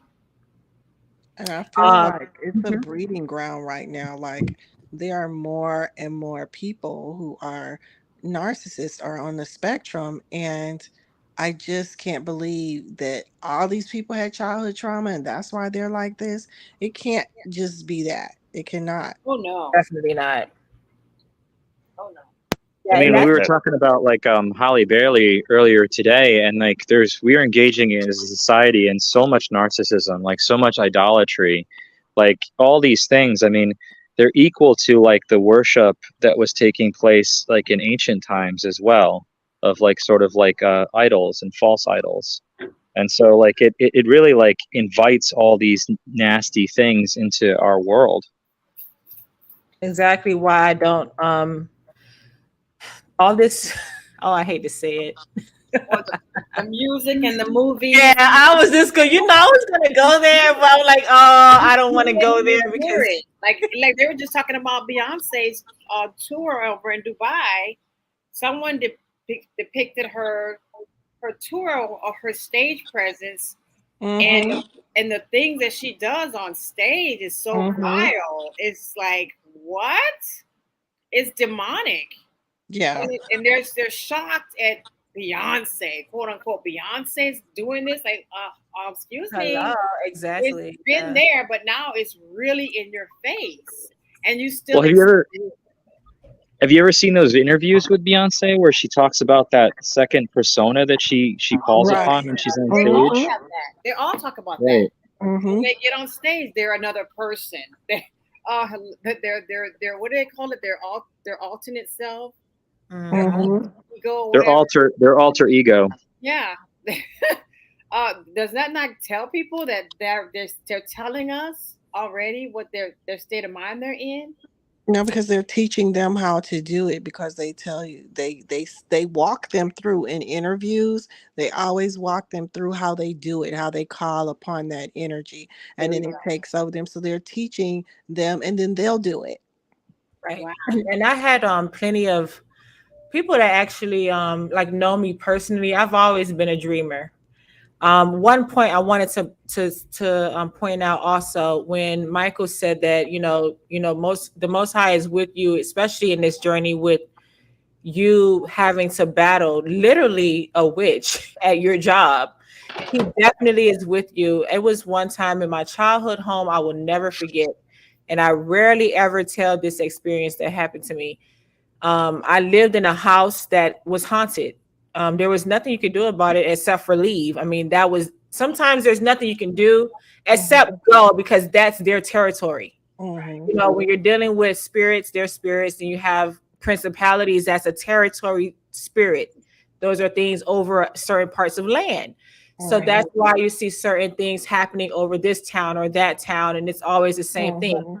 But when you leave somewhere else, it won't happen. But there was nothing to do but to leave. Of course, I couldn't leave. I was a child. I grew up in this home. And it was so bad. It was so bad that I kept praying. I said, I was talking to Jesus, who the world calls Jesus. I call him Yahusha. I call him Messiah Yahusha. And I said, please hold my hand, please. Because I was tormented day, night, all the time in my sleep. If I told you what I saw in my sleep, you wouldn't even, or awake state, you wouldn't believe me. And it was one night I never forget. It was my usual stuff. I was scared, going to sleep, whatever. And I woke up in that split second where your conscience, I knew my hand was being held. Mm-hmm. The Messiah was sitting on my bed, holding my hand while I was in the trenches praying. Mm, That's so beautiful. yeah, Yes. definitely. And so he'll meet you in these, I call it like just where we're at now is like, yes, there's beautiful places on earth and things like that. But some of us are really like, I mean, you have to sleep in a haunted house. Mm. And what Mm-hmm. can you do about it? You have to go to work with these people. What can you do for And now? you will not get good sleep. Yeah. No, no. And can you imagine that as like a kid? Right. Mm-hmm. I totally feel you there. My childhood home was like extremely haunted, and Yeah. I didn't have the faith then to like navigate it any other way, so I just had to trudge through it. Yeah, I mean, I remember holding his hand, and guess what? His hand was warm. It wasn't no lying spirit, no masquerading spirit. Mhm. It wasn't a fake spirit. That was him, like the Messiah himself, held my hand, Mm. little old me, and was sitting right there as I'm in the midst of just darkness and evil. All was around me. Wow. I mean, that was something. So I know for a fact that he will be with you on this journey. Of course, you said you have the job situation and you know you're being, you know, pulled to maneuver in a different area, you know, of your life and like different literally like location. He Mhm. will be with you this whole time. Like I'm a witness, definitely a witness for that.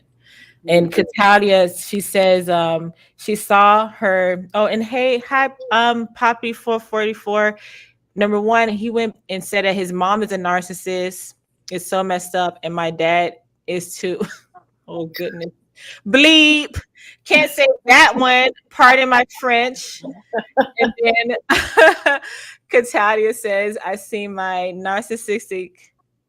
Oh, face change right in front of me one day. Yeah, yeah, yeah. See, ugh, yeah, their faces change, they manifest and things like that. It's absolutely horrible.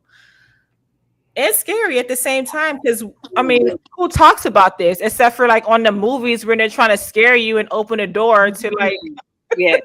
Yes. And I Many just of don't movies. think they know how to like really love and no, connect. I don't think they can. definitely not. I think No. they mimic other people's behavior. Oh, for sure. They have Yeah. no identity. Well, so they know how to possess, right? Right. So meaning Mhm. own, which means that they're mimicking that that pervasive spirit that's inside them, that's Mhm. possessing them, that's owning them. That's right. Mm-hmm.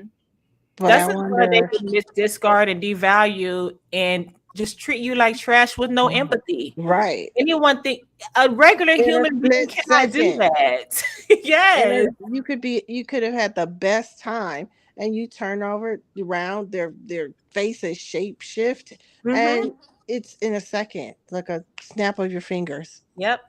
Well, all of that is the just pure. I've even heard to the point where I really feel like that the future faking and the love bombing phase, Hmm. that's a part of their witchcraft too. Think about love spells, I agree. I do. I how agree stuff with like that. that, well, Hmm. how they lure you in and write your name out, all type of Hmm. foolishness that they Mm. do. And they're using water, they're using words, they're using chanting just Wow. to pull you in. Think about that. Hmm. This is all a part of a demonic system of lies because they don't mean it. No. And they require a lot of time. Yeah. They require a lot of your attention and time. Hmm. Wow. That's something. Okay. Now also I'm just gonna just these two really quick before we leave out.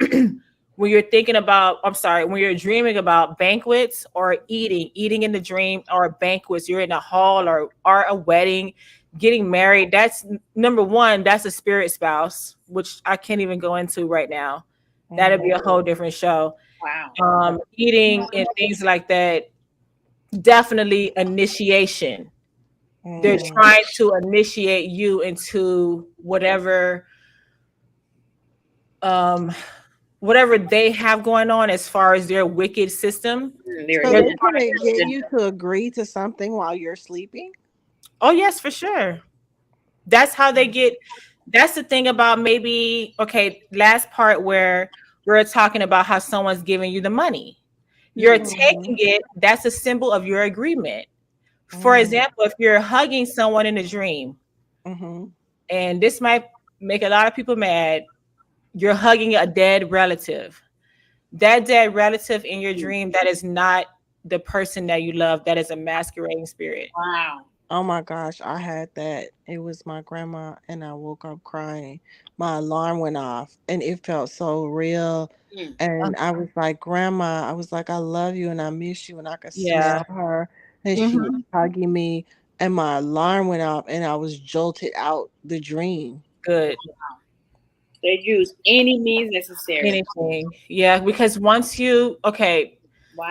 once you start to embrace somebody, shake their hand. If you have a dream where you're signing a paper in a dream, something came to me inside, try to get me to sign papers, make an oath in a dream. Wow. That is all seeking agreement. See, That's the a hard world pill to is swallow. crazy. The world So, makes what it would you like be it's so agreeing to? interesting. You're agreed. They won't. It'll be either what poverty, anything bad, basically poverty, death, Mm. sickness, illness, um, something with your children, or agreeing to anything. Because remember, they're lying spirits, they're Mm-hmm. deceptive spirits, they're masquerading spirits. This is how you know you're not really dealing with your loved one. Number one, in the Bible, it says, once you die, we don't have, you know, like that's it, you're dead. I forgot Mm-hmm. what scripture it is, but I'll look it up because I know someone on the replay might come for me. And it's a hard pill to swallow. I know, because my aunt came to me in a dream. For some reason, for whatever reason, I was like, you're not my aunt. And the voice changed into something demonic. Mm. And every time she would come to me in a dream, she would come to me not really showing her face, or she might be too tall or too short. That's when you know. Yeah, like it was like, Mm-hmm. it's not really her, but it, like it was mimicking. Mm-hmm. And it was to the point where, okay, well, I hugged her. You're showing an agreement. They don't care if you're sleeping. They don't care about that, because they're trying to the spirit realm comes first, and Mm-hmm. they're trying to push whatever it is they want into the natural realm. That's why you wake up and you rebuke it and you pray. Wow. I know this is, I really hope that I didn't offend anyone. Is Mm-mm. everybody still with me? No. Yes, we're here. Yeah. What do y'all think? Because I had to I told a friend, she kept saying that her mother was coming to her in a dream. Mm. And I was like, that's not your mom. I felt so bad. Wow. But I had to say something. The person was coming every night and was talking and everything. But see, that's how the world just makes us believe that dreams are these avenues of support and prosperity and help and all these other things. As When it can be, yes. if they definitely can be, but you have to read more into it. Yeah. Okay, what about a coat? If someone gives you a coat in a dream, Was it and colorful? no, and they just tell you to put it on Oh wow. I Is that wouldn't. back to Yeah, as giving a I'll coat. rebuke. money? Back to that again. I will rebuke it. I And rebuke. here's the thing. I was also going to say that, let's say if you're confused about something, when you wake up, you say, you know what, I'm confused about this dream. I'm sorry, that's my dog. If anyone doesn't know, I have a dog. He's in a cage right now. Now he's scratching and rattling the cage. He's Okay, ready to come out. He wants yeah, to. he's shouting out. But if you're confused about a dream, you wake up and you tell the Father, you say, I know I had a dream. I don't understand it. I'm not sure what's going on with it.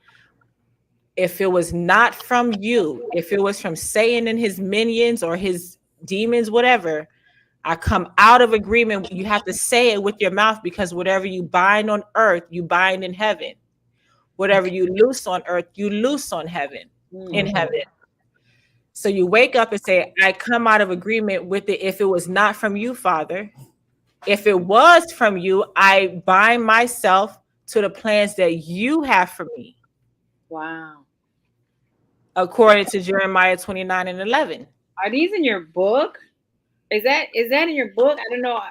The dream part, I go into some of the The I go prayer. into some of the spirits, and I do touch on a little bit of demonic manifestations with the dreams. I don't go into each type of level type dream. No.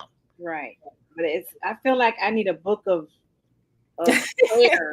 Oh, I do have my other channel, Kingdom Keys Teaching. I go into it in there. So Okay. yeah, I don't put it on here because it's just too much. I'm already, this is the narcissism part, and Right. Mm-hmm. yeah. I need a link to that. Okay. How's Because everybody doing? What about you, Mike and Mike? I'm doing good. I just keep writing more notes down. Yeah. No, I think I found it interesting that you said the person said his mom and his dad are narcissists, and I'm trying to figure out how they linked up and made that work. Ooh. that's true. I don't know, because sometimes we know when you get a discard, the narc may find. I've heard of the narcissist actually going and get someone who's the new supply actually ends up being a narcissist. But wouldn't that be the perfect Well, couple? I was going to say, like, in that situation, the kids are the new supply. Oh my gosh! There we Wow! go. Whoa, that's crazy. Wow! Oh. Yeah. That's very true. That could be true. Whoa! And you can with a kid, you can discard them every day, and then you can they can be your new supply every day. Oh, That's totally what's going on right now. wow. Oh my goodness. And you know how children are; they run up to you as soon as you get in the Yeah. door, Yes, Mhm. and you get that fuel from the child because they Mhm. want you and need you to, until they grow older and they find out. Mm. Wow. Yeah. I used to tell people I don't have to be a celebrity. When I get home, I'm a star. My children run up and they're like, "Mommy, mommy, mommy," and I'm like, you just feel all the love, and so I'm like, I'm happy with that. I know that's right. Can you imagine if you're a narcissist? I mean, they would. Oh goodness. Ooh, the poor But the kids. thing is, the narcissist one day might like act like they enjoy it, and then the next day they would be cold. Yeah, the poor kids. The poor children. Well, that's the manipulative tactic to keep the kids attached to the supply chain. Mm-hmm. Wow. Oh my gosh, Yeah. that's just sick. Like when you really think about it, because a little kid is innocent. Well, most of the I come from a teaching background. Well, most No, of but so going off of that, if you think about it, if the kid grew up with a narcissist their entire life, Mm. I'm just trying to go from my situation right now and Mhm. just examining things. And if that kid grows up with a narcissistic parent, becomes, say, a mama's boy, there's nothing wrong with that. But with that person being the narcissist, like just disappointment after disappointment, but just keeps sucking them back in, being at 15 and a half going on 16, still gets sucked into that trap because can get lured in. And I can see where things have happened just recently, where things got lured in by taking them to a concert because that's what they wanted to do at Summerfest. Went and saw 3-6 Mafia, and it's like, oh, mom's cool, and right. it's like, oh my gosh. Goodness. Wow. So the thing that's tough about that is that, like, obviously you care about them in some way, but there has to be like a strict boundary so you don't get pulled into the foray, because at that point, like when the kids get old enough, like that supply chain isn't fresh enough. Right. So that's when you need to have like another scapegoat in the deck of cards. And that's where you can be the joker, you could be the wild card where everything just dumps on you. There we go. Mm-hmm. Wow. Oh my But goodness. I've noticed that some, especially men, when they have narcissistic mothers, a lot of times they can't have a good relationship because that mom becomes manipulative Oh yes. and destroys Oh yes. all his relationships. Yeah, Wow. she's always in the picture. She always has a voice in his ear. For sure. Mm-hmm. Because the new person is taking away her supply. Mm-hmm. Mm-hmm. And it's her and the family. It's not just the mother, because then you have the mother, the siblings. Mm-hmm. Everybody's all involved. So there's like a familia, like a family, like agreement that takes place. Yes. It's part of their code, right? It's part of their like language. Oh yes. And so the tough part is that like when you are initiated into that system, the intention is that you're supposed to assimilate Right. and just Yeah. become like them. Right. And Uh-huh. when you're not a narcissist, Oh, it makes it really hard to you're the most adapt. hated. You're the most Yeah. hated. You're the hated one. You're the hated. What do you call it? The one on the shelf. Yeah. And I think those are the moms that will have the 16, 17 Uh oh. son Hello. and let the girlfriend move in. Mm. Wait. Is Are it you just me? What, hello? Oh, I'm here. Okay, I got you. Okay. You're there. You're back. You're back. Yeah. So I totally noticed something. So I got a video call during this, and everything got really quiet. And then I noticed that there was a little bit of echoing in the background. So I went into settings and I turned off my echo and turned it back on, and it like auto corrected. So like just be mindful, like if you get like calls or certain kind of messages in, it could affect the feed. There you go. Oh, okay. There you go. Yeah. Good point. And then Poppy 444 says the scapegoat child.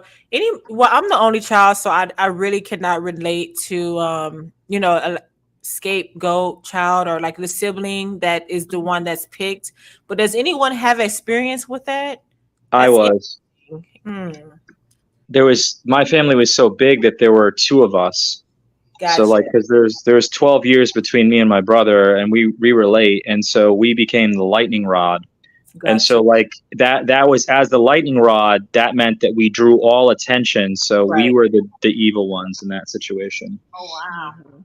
That was So big. someone explain to me, how does that give someone that doesn't know anything about a scapegoat child? Maybe you can come up and talk, well, if you can, Poppy 444, or if anyone has experience with being a scapegoat, can someone explain that for me? I mean, I can talk a little bit about it unless anybody else wants to. Go ahead, Mike. You good. Okay, I Okay. don't.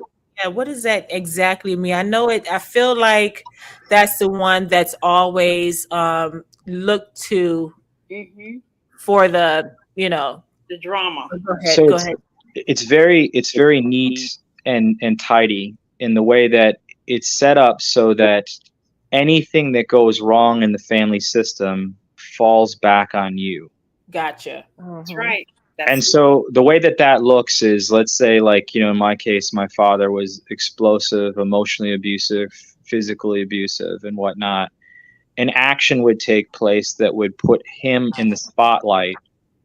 And so the way that would be channeled is that energy would be redirected to a flaw or fault that you had. that's right. So, for instance, like I remember my older brother, who I'm closest to, who is also the scapegoat child, had a nasty bicycle accident. And so what happened was really sick. So my parents took a picture of his face, and because he was all bloody and bleeding, Mhm. and they put his photograph on the fridge, and they shamed him with it. And my said, none of you else should do this because you'll end up like him. Right. And there was a message being sent there too, like, which was like, oh, you want to call out the dysfunction? You're going to look like this. That's right. Mhm. Yeah. That's exactly what it is. My sister was the scapegoat, and she was a drug addict most of her life. And anything that happened in the family, it was because, oh, look at what happened to her. You don't want this to happen to her. You don't. It was this years of that I saw the emotional abuse of her, and she would turn to drugs because of it. And they made it seem like she wasn't supposed to be that way because we raised both of you the same way. How Mhm. could she be this way when you're that way? And you guys were the same all throughout the household with the same mom and dad. Right. Okay. I raised both of you the same way. How could she turn out to be the bad one, the one that got on drugs? Now, the other thing about the scapegoat, like in that dynamic too, is that like sometimes it's easier for certain parts of the family to compartmentalize, Oh, yeah. right? Yes. Mm-hmm. So like when you end up in a position where you're doing drugs, you're trying to cope with something that everyone else has just accepted. Mhm. And so like I sort of lost my train of thought of what I was going to say, but yeah, so you become like the muckraker for the family too, which if anybody doesn't know that term, like I talk like I'm from like ancient times, but that means like you shovel the shit, right?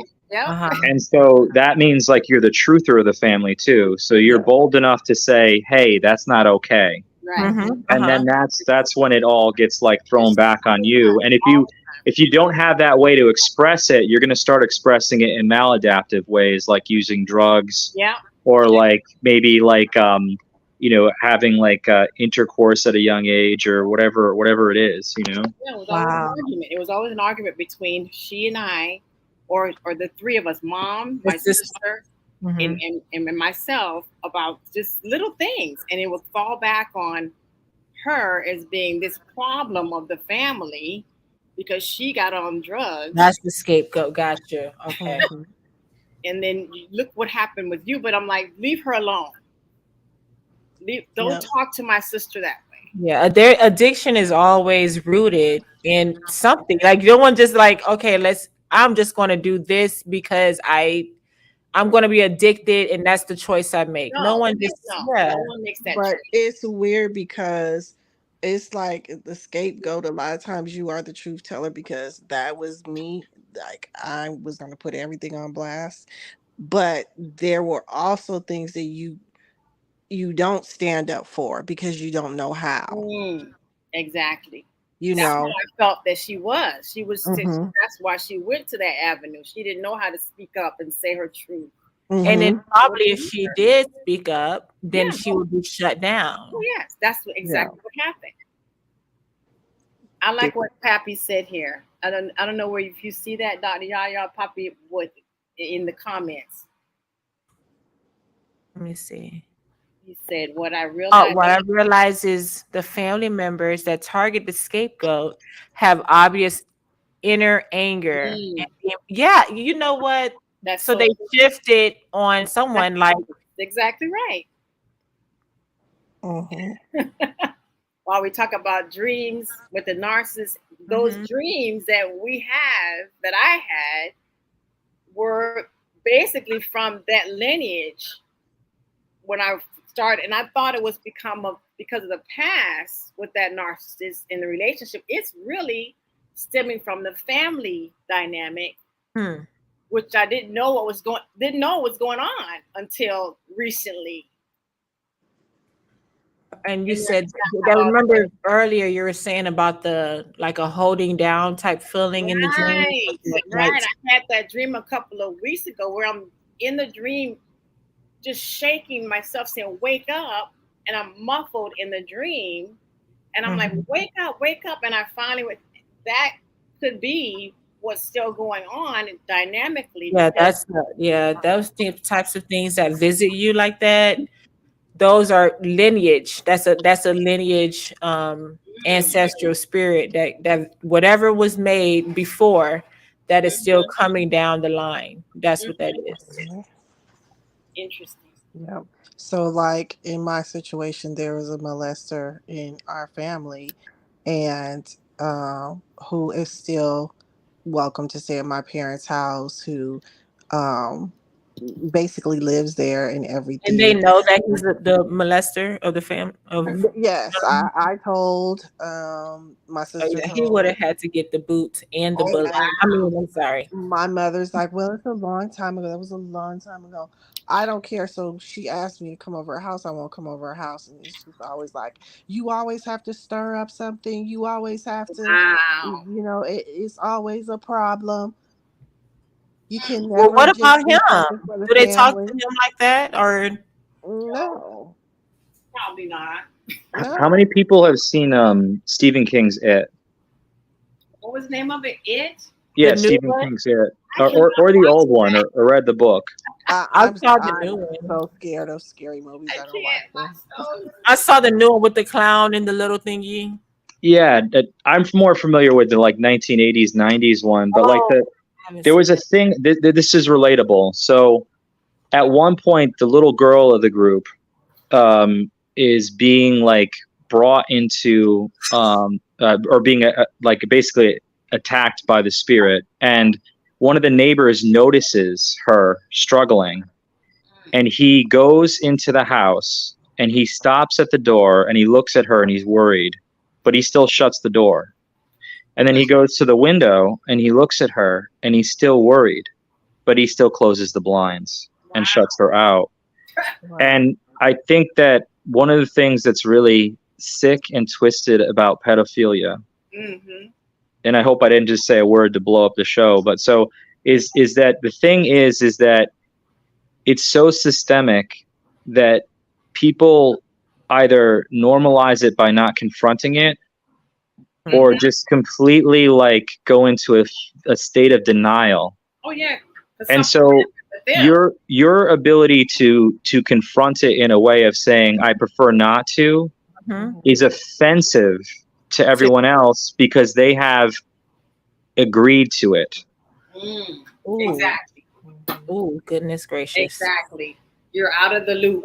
Because they have to agree to it. Do you understand this? They have to agree to it, because if they don't agree to it, then they have to recognize their fault in the circumstance. Right.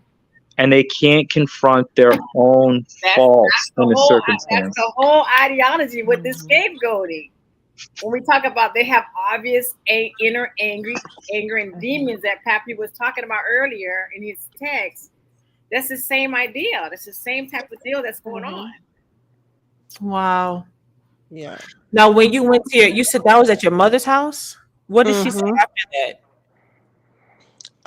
We've had several conversations because I get angry, and she's like, where you want to come? Would you come for, like, let's just say Thanksgiving? Would you come for there? And I'm like, is so and so gonna be there? Well, everybody's invited. Well, do you want it to be an embarrassing Definitely not. situation? I said, because that's what's gonna happen. Because I'm not gonna be quiet. I'm not gonna break bread. So you're Good. choosing that person over me. Good. Yeah. No, Yeah. I'm not. You're choosing not to be here. That is a choice. When you choose someone, that's like parents who choose someone who's abusing a child. You know you should leave. You know you should leave this person alone. Mm-hmm. But you choose to stay with the other party. Yep. It's a choice. Yep. So I just always tell her, you made your decision and I'm making mine, and I'm not going to. And I will not step foot in your house until you get rid of that person. And then she'll be like, well, I guess you're not going to come. Definitely not. This goes into the parent. This needs to be a show about parents as narcissists. I think. Yeah, because I genuinely like I've heard about the scapegoat, especially on TikTok. Like, Yeah.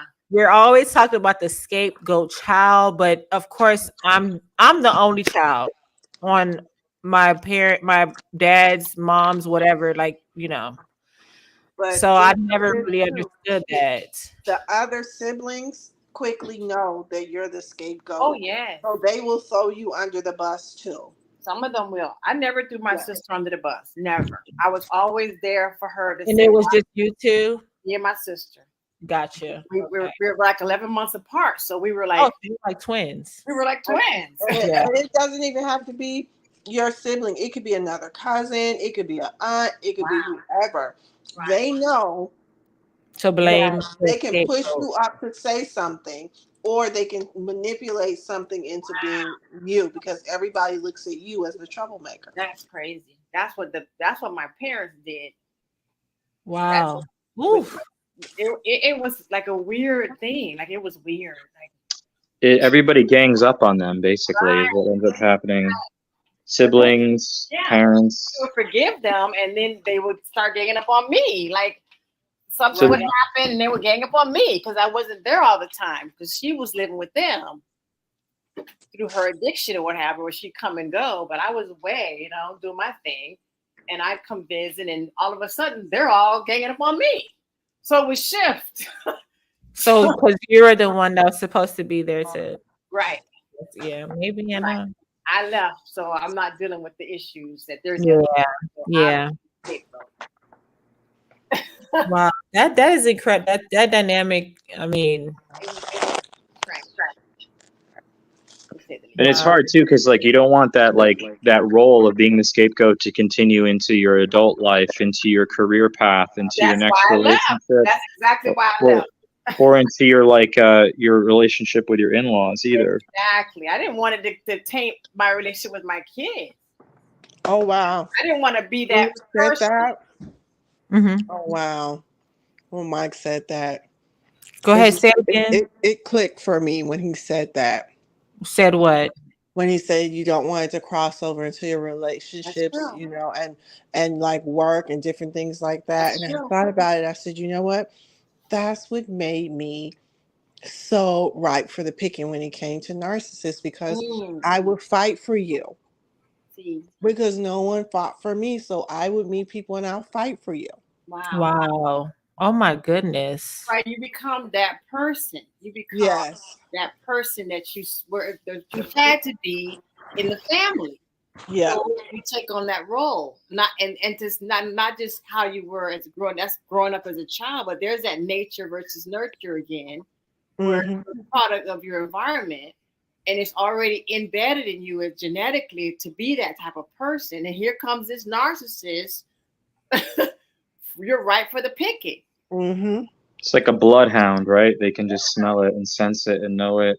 Exactly. But there's another part of that too, Annie, is that like nobody might have been there for you when you were a kid, so you want to be there for everybody else. Mhm. But this is the part that like seems counterintuitive and selfish, but you have to be there for yourself. And so part of that deliverance that can be very powerful is forgiving the childhood part of you too, Yeah. for whatever had happened. Because in that situation, in my situation, for instance, like I was a child, so I couldn't exit the situation. Right. Mhm. Now that we're adults, we have the ability to, and it may feel impossible to leave the job, it may feel impossible to leave the relationship, but we're also making a choice to stay. Yeah. And so like in that position, like, we have to deliver ourselves by having that compassion and forgiveness. And it's so very important, because you can't expect them to have that compassion.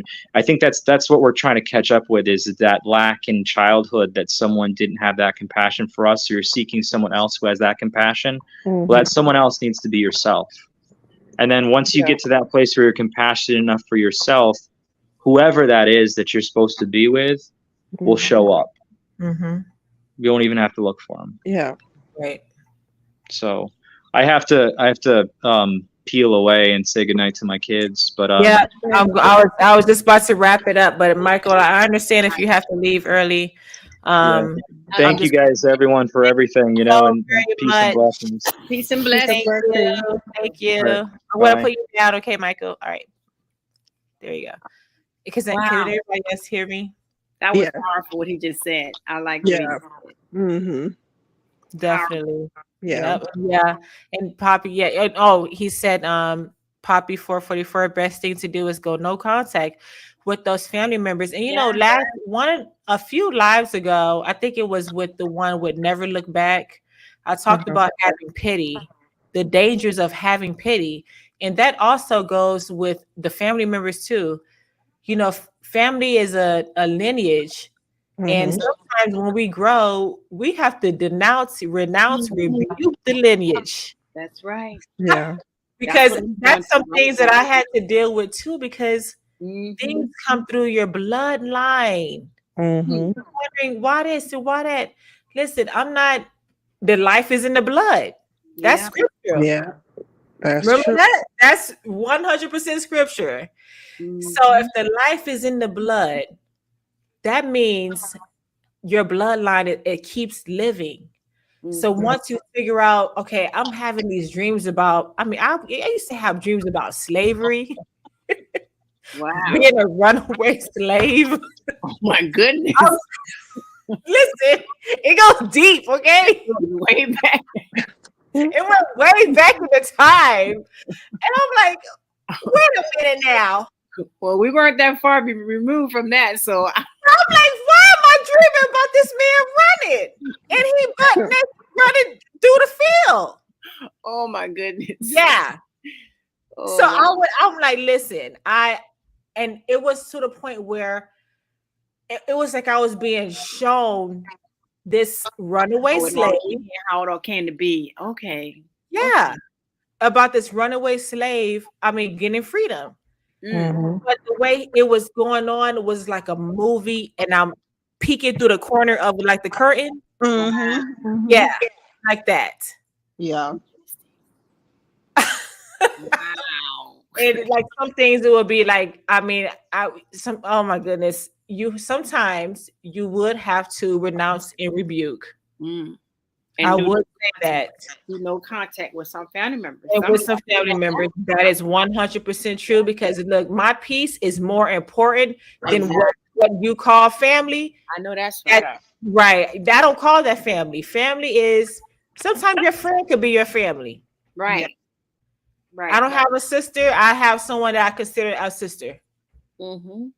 You're just know? the dynamics besides your It's the dynamic. Yeah. Exactly. Exactly. So with that being said, we are going to close out. Listen, this was a powerful. Yes, it was. Listen. Yes. And my therapy for the week.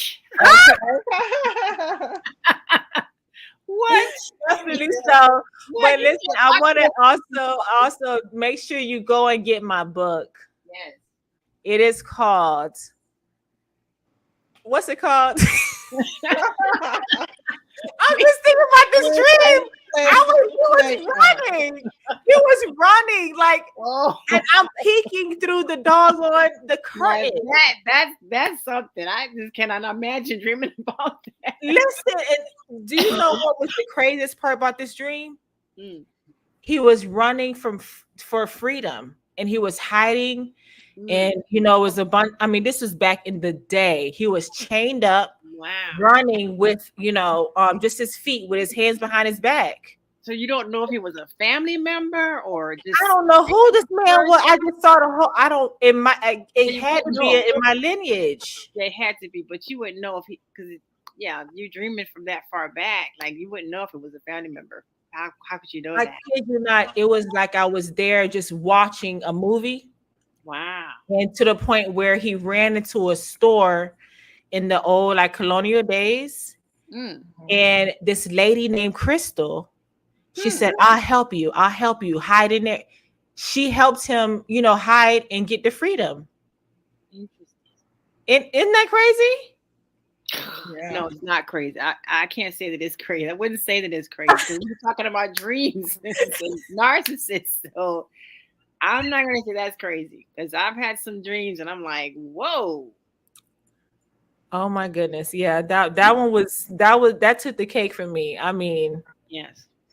Okay. So listen, we're now the prayer that I'm saying, of course, your book too. You were going to share your book. It's called "When Satan Plays Matchmaker: Exploring the Spiritual Side of Narcissism." And I do want to say that some of the things that I talk about in the book is not for fascination. No, it is for education.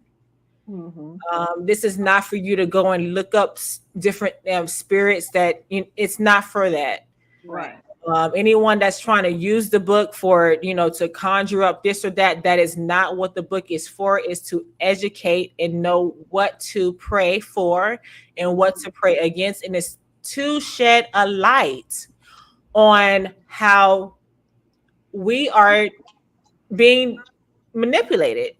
Even through our dreams. Yeah. Even in our dreams, because I do talk about how familiar spirits set up relationships, and often they do it through the dreams first. Wow. They do it through the dreams first. A lot of us have had dreams where we're already matched with someone, and then it comes to fruition. And you're like, oh, it must be who I'm supposed to be with because I dreamt it. Wow. That's not always the case. Wow. Okay. And I know that happened to a lot of people. It happened to me too. Because you dreamt about this person and this person from your dreams. And you're like, oh, this has got to be it. No, it is not. They deal with you in the dream world first, and it comes to fruition. Wow. So people just really remember that. All right, so to closing prayer. So, Father, we come to you in the name of your Son, Yahushua HaMashiach, or who the world calls Jesus of Nazareth. Father, we had dreams. Sometimes we don't even remember the dreams or understand them. But from now on, we cancel everything of that dream that is not of you. We cancel every seed or covenant that was planted in our dreams. We reject it and we rebuke it and we cancel it by the blood of Yahushua HaMashiach. Father, we cancel any plans or effects of that dream that it had in our life. We renounce it. We come out of agreement. Whatever agreements that were forged in that dream by hugging, a kiss, a document, anything like that, we come out of the agreement right now. We come out of any evil covenant, any agreement of that dream. We cancel it and we dissociate ourselves from that dream. Whatever dreams, Father, that you have for us, according to Jeremiah 29:11, we come into full agreement with. We come into agreement with the plans that you and only you have for us, plans of good, not evil. We come to all of your plans, Father. For we know that we have our own plans, but only yours are the ones that will take shape in our life. Father, we thank you and we love you so much. Please forgive us of our sins. And thank you for another Wednesday. Yes. Hallelujah. I mean, All right, everybody, I absolutely love each and every one of you. Stay blessed. Make sure you go out and stay prayed up before you go to sleep. yes. Put on the full armor. Definite. Make sure if anyone's listening, even on the replay, when you say you put on the full armor, if you can't remember the helmet of salvation, the breastplate of righteousness, the shield of faith and everything, the shoes of peace, just say, I'll put on the full armor of you, even in our soul man state. Remember to put it on and pray over your soul state, because your physical body is sleeping. Ephesians. Yeah, that's it. Ephesians 6. Yes. Ephesians 6. Alrighty, y'all. Everybody, I love you guys. Have a great one. Stay blessed. Bye. Bye. Good night. Night, night, night.